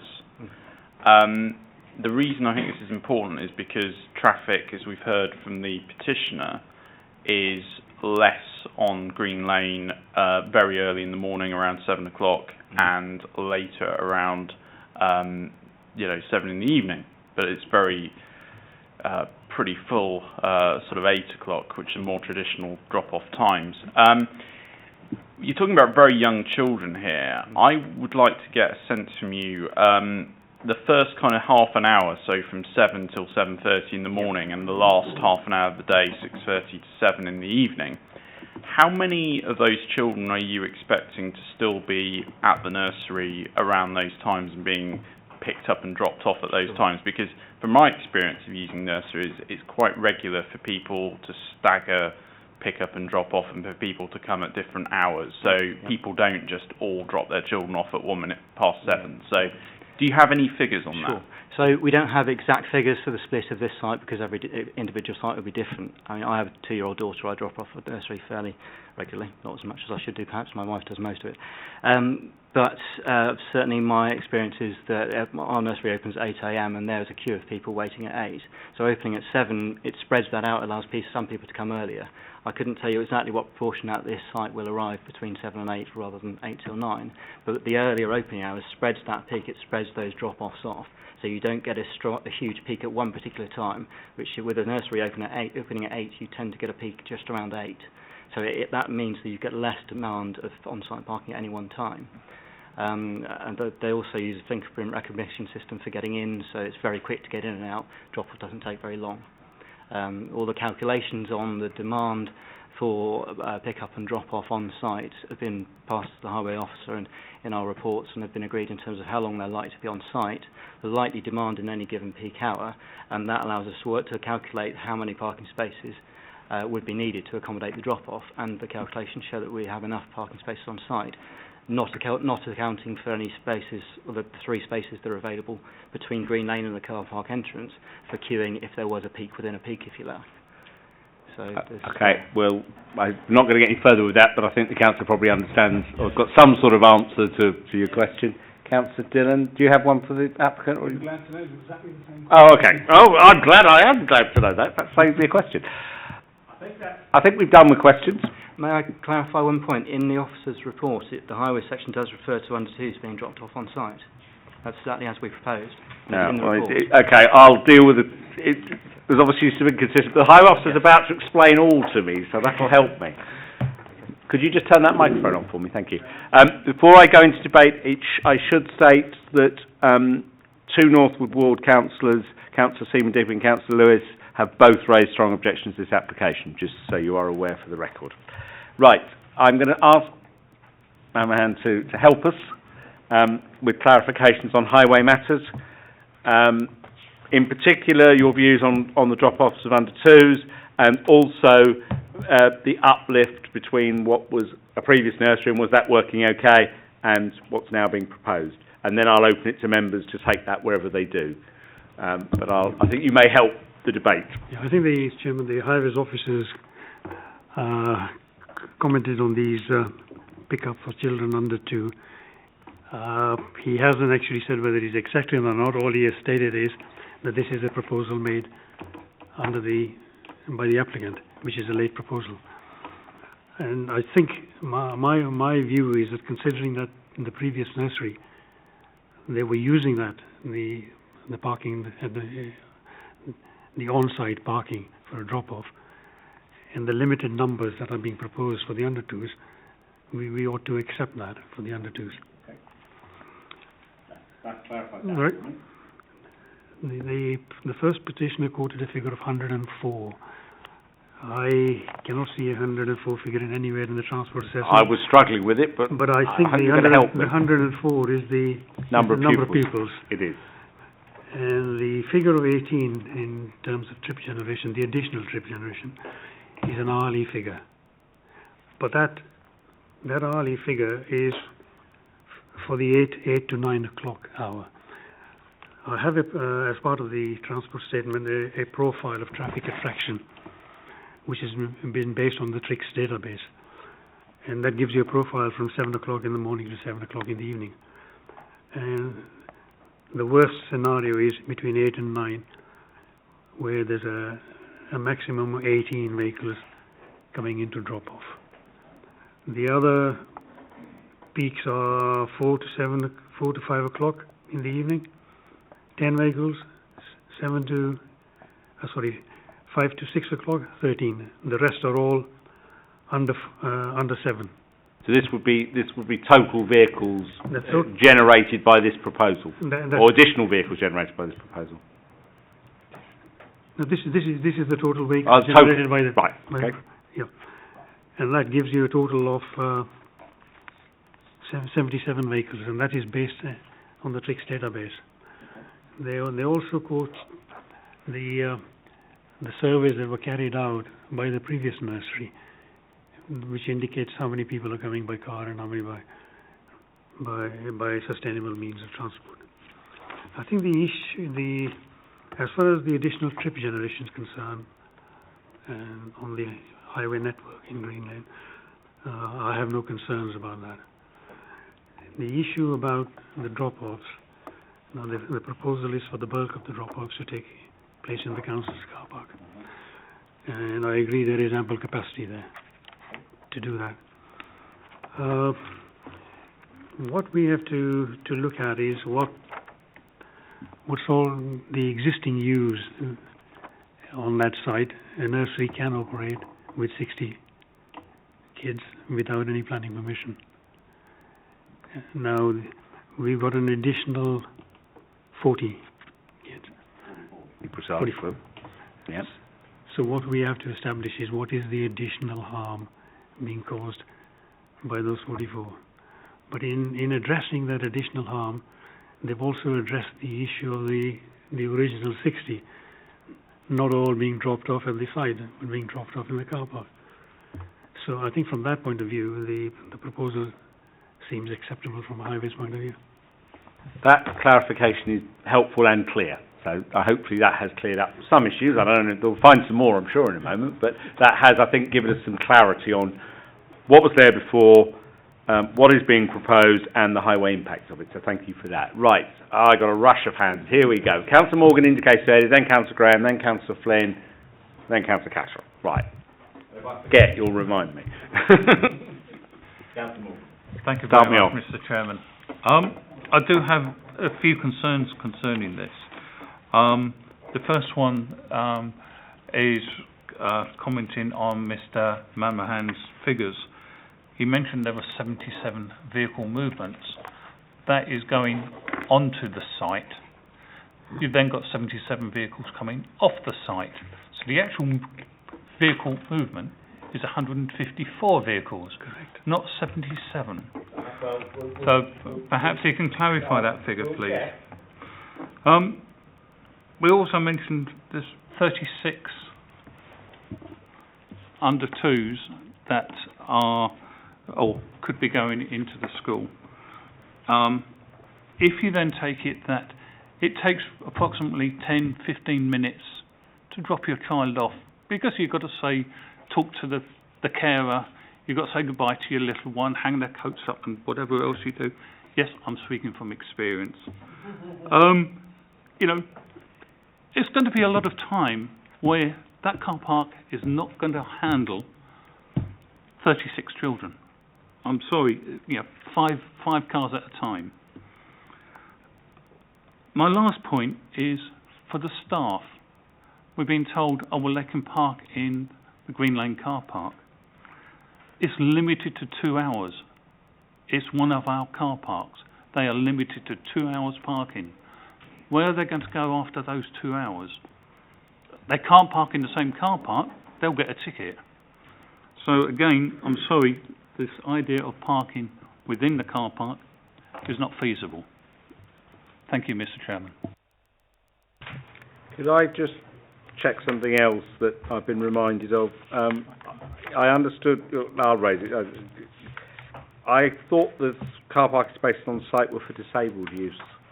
disabled staff use or potential disabled staff use. Yeah, part of the reason condition 9 was worded as it was is there is quite a small number of spaces, 5, and you've got, I think there's quite a lot of numbers in this report. So you've got approximately 37 staff. So you need to have some of those spaces to cater for any disabled staff, and then equally there may be disabled children, so their parents are going to use those spaces. So you're not going to have as many as 5 spaces available for under 2s for drop-off. I mean, whether all 5 of them need to be disabled bays is a moot point, but I would say definitely some of those spaces would have to be. Okay, I'll hold that. Councillor Graham. Yes, Chairman. Following on from what Councillor Morgan was saying about staff parking, the petitioner stated that he's worried about people parking in the glen, nearby roads. There will probably be a temptation to do that, one assumes, if they can't stay for an overlong time in the public car park. What are the, do we know what the arrangements are for parking in the roads nearby? Is there restricted parking? On Green Lane on one side you've got double yellow lines and the single yellow lines on the other. Right opposite the side there is a long lay-by with parking spaces legally permitted. And what about Glen Close, which is... I'm not sure offhand whether there are any waiting restrictions on Green Lane or not. Sorry. Yeah. Can I just answer another question which Councillor Morgan raised? Please. The figure of 154 is correct because that's for two-way traffic, right? But that's spread throughout the day. Yeah. Right. So it's not at any one time. Not an hourly figure. No, I get that. So what on parking in the Glen? Did we get one, or do we not know? No, because I'm not sure whether there are waiting restrictions there or not. Councillor Flynn, you wanted to come in. Thank you, Mr. Chairman. I'd like to ask the highways officer, is he convinced, given the number of vehicle movements, if the under 2s are conditioned to be allowed to drop off on site, is he convinced that this is a safe drop-off situation? Because I don't want it on my conscience, and I'm sure other councillors don't want it on their conscience, that there could be any safety issues here.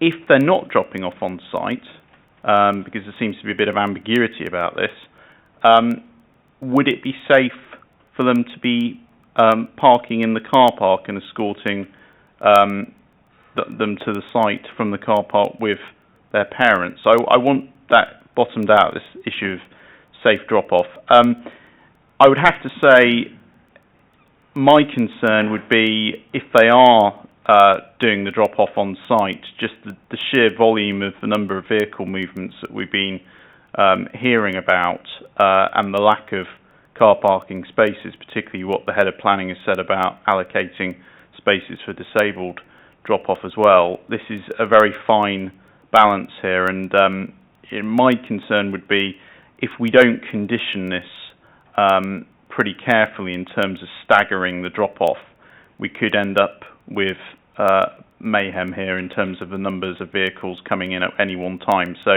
I could only really approve this if I felt that the conditions around staggering the drop-off dealt with the lack of space and the number of vehicle movements. Okay, I'll hold that for 1 second if I might, because I think if we get happy with everything else, we may be able to deal with some of that. Councillor Catcher, I already had held, so I need to go to her first, and then I'll come back up the line. Thank you, Chair. I remember this. We've been through this in the past on this. Not very far away. Right.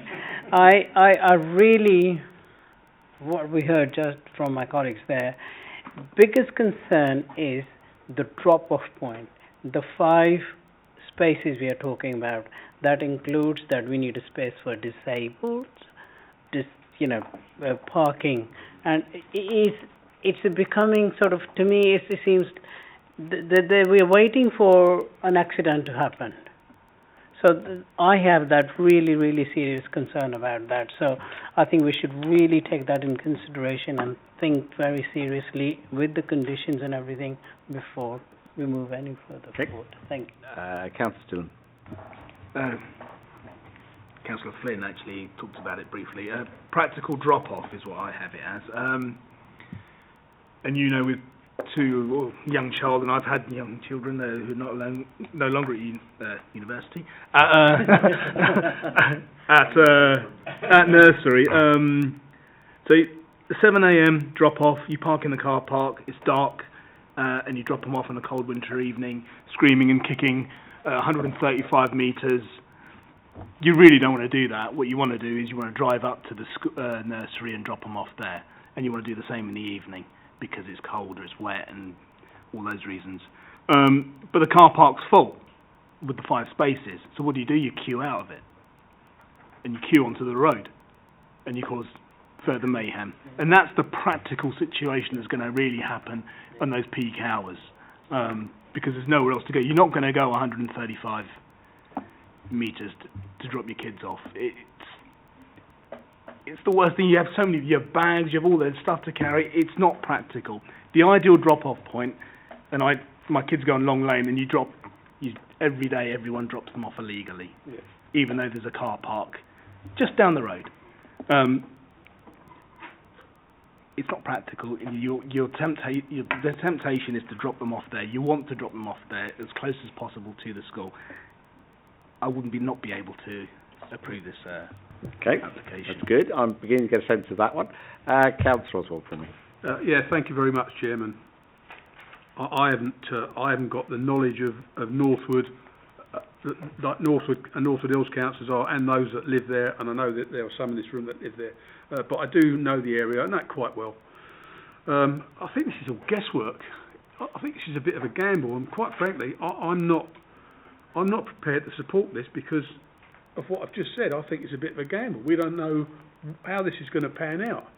We've heard about the vehicle movements from our Deputy Mayor, and I think he's probably right. And so's my colleague, Councillor Dillon. I think this could be chaotic. And he's right about the school in Long Lane. I live there. I know what it's like, and they all drop them off illegally. And I think that's what will happen here. And I'm not going to support this, Chairman. In fact, Chairman, I've moved refusal on the grounds of traffic safety. Okay. Let's see if let's take a sense of where we are. This one rises or falls as members have correctly identified, and I think Councillor Dillon, Councillor Oswald, there are 2 issues I've got with this. One is this whole issue about the under 2s and whether that drop-off works at all, particularly the conflict with disabled spaces. And the other one, which was always the absolute key to this, was whether members believe that the use of the Green Lane car park in Northwood was a practical way to manage the parking demand at this nursery, and it wouldn't result in what Councillor Dillon has very eloquently described, of people all parking as close as they can. And I can understand that, because I've got slightly past nursery kids, but I do get the concept still. And that was always where this one was run. Now, 2 members have very clearly indicated that they can't support that for that reason. And we'll just check whether we've done enough in terms of reasoning in a minute. The lawyer will have to sort of react in a moment. And I take a sense on this side of the house. I hear some reservations at the moment. I'm just not sure whether we're at the point where we're going to go with this over town. Yeah, Mr. Chairman, as it stands, I cannot support this application. I fear for children's safety. Using Green Lane car park as a proposed drop-off point will not work. Okay, so you're with over there. That's fine. That's what the sense I'm trying to get. Can I possibly ask if Mamhan Ranger could have one last go at convincing committee, and if that doesn't work, I will then come and advise committee further. Councillor Dillon, go on. You would also need to convince us on the staff parking. Yeah, that one. I think I can just mention a few points before members actually make a decision. There was concern about dropping off at 7 o'clock when it's dark in the car park. Members should be aware that where there are single yellow lines, the restrictions only apply from 8:30 onwards. That's one point to bear in mind. The profile, the trip attraction profile that's in front of me that was submitted, as I said, the maximum drop-off is between 8 and 9, and that's 18 vehicles. And members need to bear that in mind, whether they still think that the percentage of the 2 years old out of those 18s would be so great that the drop-off on site is not substantial. Okay. Right? As far as the issue of the staff car parking is concerned, you need to balance that between the existing staff and the additional staff. Where do they park now? And whether the additional staff would park wherever they do now, whether it's on street or in the car parks for some time. The argument that you're putting forward is that the peak time would only be 18 vehicles. I suppose the reverse to that, I note the comment about parking on Green Lane before 8:30, but I'm not quite certain we want to be creating a situation where we're parking vehicles on what would be a single yellow line later on, but worsening that. But it still doesn't, effectively, members' other concern is they don't actually accept that in the end people will walk with their children from this car park. I think that's the crux of where members are. You can't, no, I know you can't comment on that, but I think that's the crux of where members have got to. And to be honest, that was always the key with this application. If members accept that that works, the application works. We can resolve the rest of it. Councillor Morgan, then was there any more? I think Councillor Flynn. Sorry, just briefly, if I might. Very briefly, it's just to clarify. The yellow line is 8 a.m. to 18:30, not 8:30 in the morning. It's okay. So it could be used earlier, but even Councillor Flynn.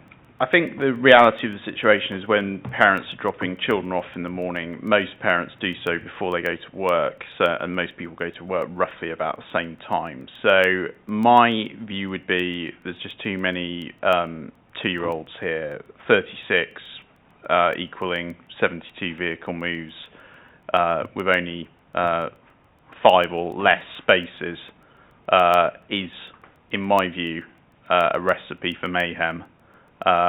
And, you know, if we were dealing with 5 to 10 2-year-olds, not 36, then I might think differently. All right. But I'm concerned about that. Chair. Okay, I think I get the sense of where members are. I get the sense members are not, that we have a proposal on the table, we're not comfortable with on highway safety. We need to just bottom that out a moment. I'm not sensing that the significant other members are about to approve this. From the, I'd sense the nods. I get the. I would ask the head of planning for some advice that may be helpful. If I can turn to planning policy, so policy AM7 says that the local planning authority. It's quite a long policy, but it basically says the key words are the local planning authority not grants permission for developments whose traffic generation is likely to, and point II says prejudice the free flow of traffic or conditions of general highway or pedestrian safety. So in terms of tying this to a policy, it's important that I think if members were to refuse this, it needs to be highway and pedestrian safety. You need to capture both, because this is, in particular, this involves a nursery, so you've got under 5s and they are vulnerable, and we would always take into account, put a quite high weighting in terms of pedestrian safety in their regard. So it'd be, if members were to refuse it, I'd be drawing you towards that particular policy, and whether you think it contradicts that policy, and I get the impression members do. I think members are there on that. there's a key point with this application as to whether you think that car park at Green Lane is a viable option, and I think I'd advise members to actually indicate in a refusal reason if they don't, so it's quite clear that the reasons why members are refusing this application. The reason for this is, I say this point, is that car park, that I've seen all the data in terms of its capacity. There is no doubt there's a lot of vacant parking spaces, and in refusing this, I think you'd have to be saying that you do not think people are going to park there and walk their children to the nursery, because there's definitely enough capacity in that car park. Okay, so we've got, from what I've heard from members, if I may pick a summary up, and then the legal officer can think if we've made our grounds out. I think we are saying that we do believe this is prejudicial to highway and pedestrian safety, and we've made the argument the number of small children involved in this application. And members have clearly indicated that they don't believe that the solution proposed by the applicant, i.e. the use of the Green Lane car park, is going to work, and is therefore accepted. Whilst there is the spaces in it, everyone accepts that, no one's argued that, but they don't accept that that will work as a solution to this problem. Therefore, I think if members so vote, that they have made a case out. I'll take some legal advice. So one more important point. Apologies for jumping in. No. Members should also be aware that car park Green Lane, there is a Northwood school. This is the 11 to 18s. They do a kind of a proportion of their parents drop off there, and there's a kind of walking train. So I think you need to kind of say this proposal is different from anything Northwood is. Well, could I suggest 11 to 18-year-olds is a considerable difference? A, they can walk much further, and they're walking by themselves. They're walking in a train escorted, but they can walk much further, and you don't have the buggy and all of the other kit that goes with small children. They carry their own kit, which is kind of an advantage of 11 to, well, most of the time, some of the time. The legal officer, quickly. Yeah, I'll keep it brief, and it's what you've heard before, but when overturning an officer recommendation, if that is the way you're planning to go, you have to take on board the experts, highway officers, his recommendations, what he's taken on board, and if you do overturn, we will need strong refusal reasons and reasons why the conditions offered aren't suitable. And do you believe members have made out that case? It will need to be specified, and as James Roger has pointed you already to a policy, but we just need to put it on the record why everything offered isn't acceptable. We are on the back foot if it goes to appeal. We could be subject to an adverse cost award. I just need to put it out there. It just needs to be very clear why on the highway concerns it's a problem. The crux here is the car park. Members will need to be satisfied that it's not a viable option. Are members satisfied that the use of that car park is not a viable option for a preschool nursery? Yeah, correct. I think we could do a form of, sorry, Jez, I think we could do a form of words, Chairman, from the head of planning. We've done this before. We turned down an application for a private school in Northwood some years ago on this committee. I can't remember the name of the school now, but it was on the same grounds of traffic safety, and we turned it down on that, and that's what we're trying to do here is traffic and pedestrian safety. I make notes as we go along, and that's exactly what I've written down here. And as I've said before, I think this is a gamble, and it's guesswork, and Jazz's point about 135 metres with 2, 3 and 4 year olds, I don't think that's going to work, quite frankly, and the car park certainly isn't viable. If I can say a small point that may help members, I always felt this was the on-balance one on tonight's committee agenda, so I don't think you need to put a huge amount of weighting on the comment regarding a cost award. I'm confident officers, should members wish, could mount a case. It's just making sure that members are satisfied that there's a robust reason.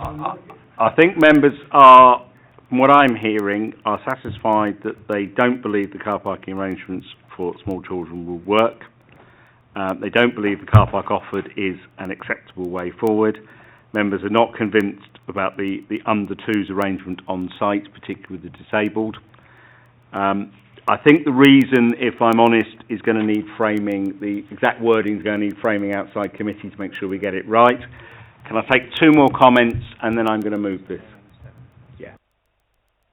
Sorry, Mr. Chairman.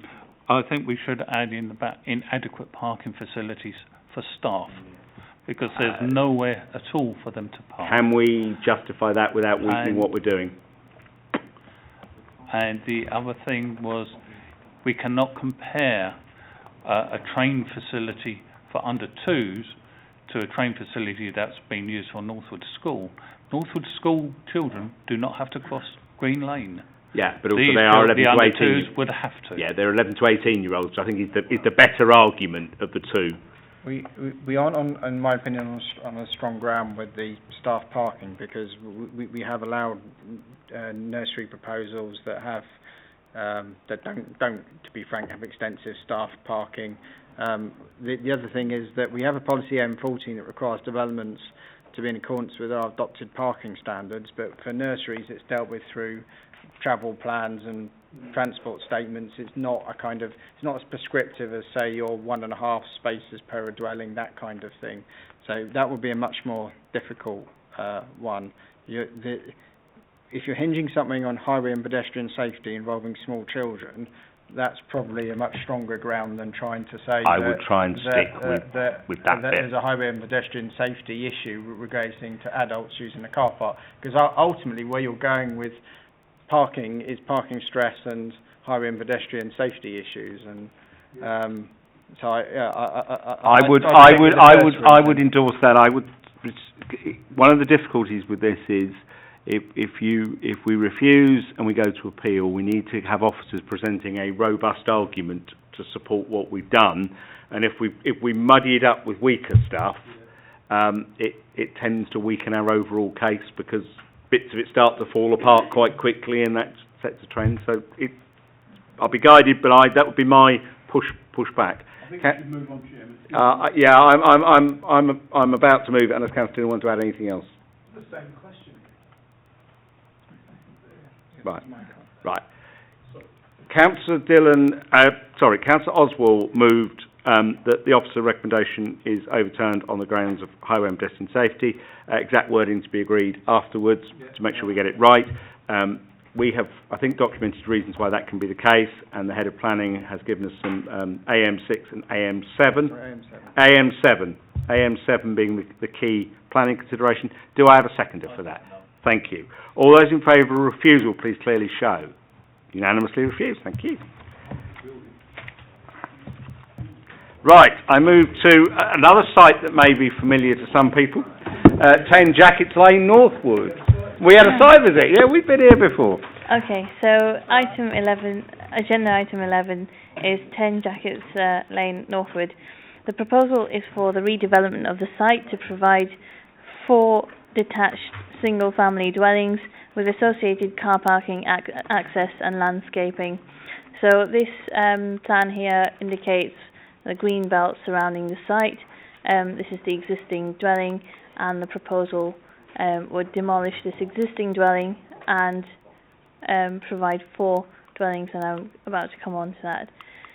So what I've done here is compared the previous refusal, the application that was dismissed at appeal twice to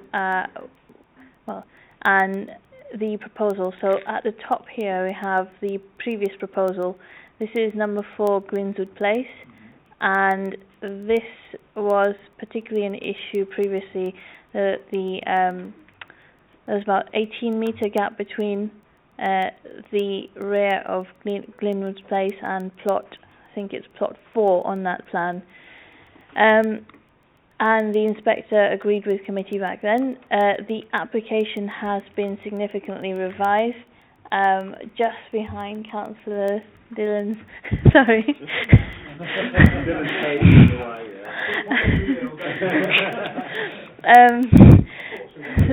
Apologies. So effectively, this has been amended. The key difference is this is now set back 9 metres further away than it was, and the orientation of the proposed dwelling has also changed. So now what you are left with is back-to-back gardens with landscaping along the boundary. Therefore, the impact on 4 Glynswood Place is far less detrimental than it was previously. There is a proposed garage here, which is proposed to be flat-roofed, and this was altered from the original application. It was amended plan because it was requested by the neighbouring residents to minimise the impact of the garage on number 4 Glynswood Place. However, given its single-storey garage, it's unlikely to have a significant detrimental impact, though it's a little uncharacteristic of the area. So, in effect, the scheme is very similar to that which was previously proposed. This relationship, it is again uncharacteristic of the open nature of this area. Nevertheless, previously it was accepted that the detailed design had been altered, the pitches of the roof, the removal of the crown roof and so on, and it was accepted by the inspector that was an acceptable layout. So for that reason, given the relationship between 4 Glynswood Place and the proposal on plot 3, which is now plot 3, has improved, we recommend on balance that this application is approved. And here are some proposed plans, and this gives you an idea of the detailing that is proposed on this application. It's characteristic. The proposed overall, it's characteristic of the area. It's just some of the gaps aren't. And this is the proposed garage. As you can see, it's flat roofed. Again, it's uncharacteristic. However, on balance, it's not so significant a harm to recommend refusal on that basis. So that's the proposal before you, and I'm happy to take any questions. Thank you. Open for members. Bear in mind the key concern with this one, last time we refused it, was the Glynswood Place plot 3 relationship. Councillor Flynn. Thank you, Mr. Chairman. It seems to me that I appreciate the use of the words on balance quite a lot in the officer's report there, but it does seem to me that they've dealt with the main refusal reason from last time, which is the Glynswood Place issue, and I would say that the chances are, should this be refused and go to Bristol, we could find life quite difficult. So on balance, I would have to say I'd support moving officer's recommendation and approving this. Councillor Oswald has indicated, I don't know if he was going to anything other than second, but we'll find out. Yeah, I mean, it's on balance, yeah, it's just about in policy, isn't it? I'll second the officer's recommendation. We've been there, we know what it's like, we had a good look around the place, so I'll second that. Okay, nobody else is indicating, so all those in favour of approval, please clearly show. That was unanimously approved. Thank you very much indeed.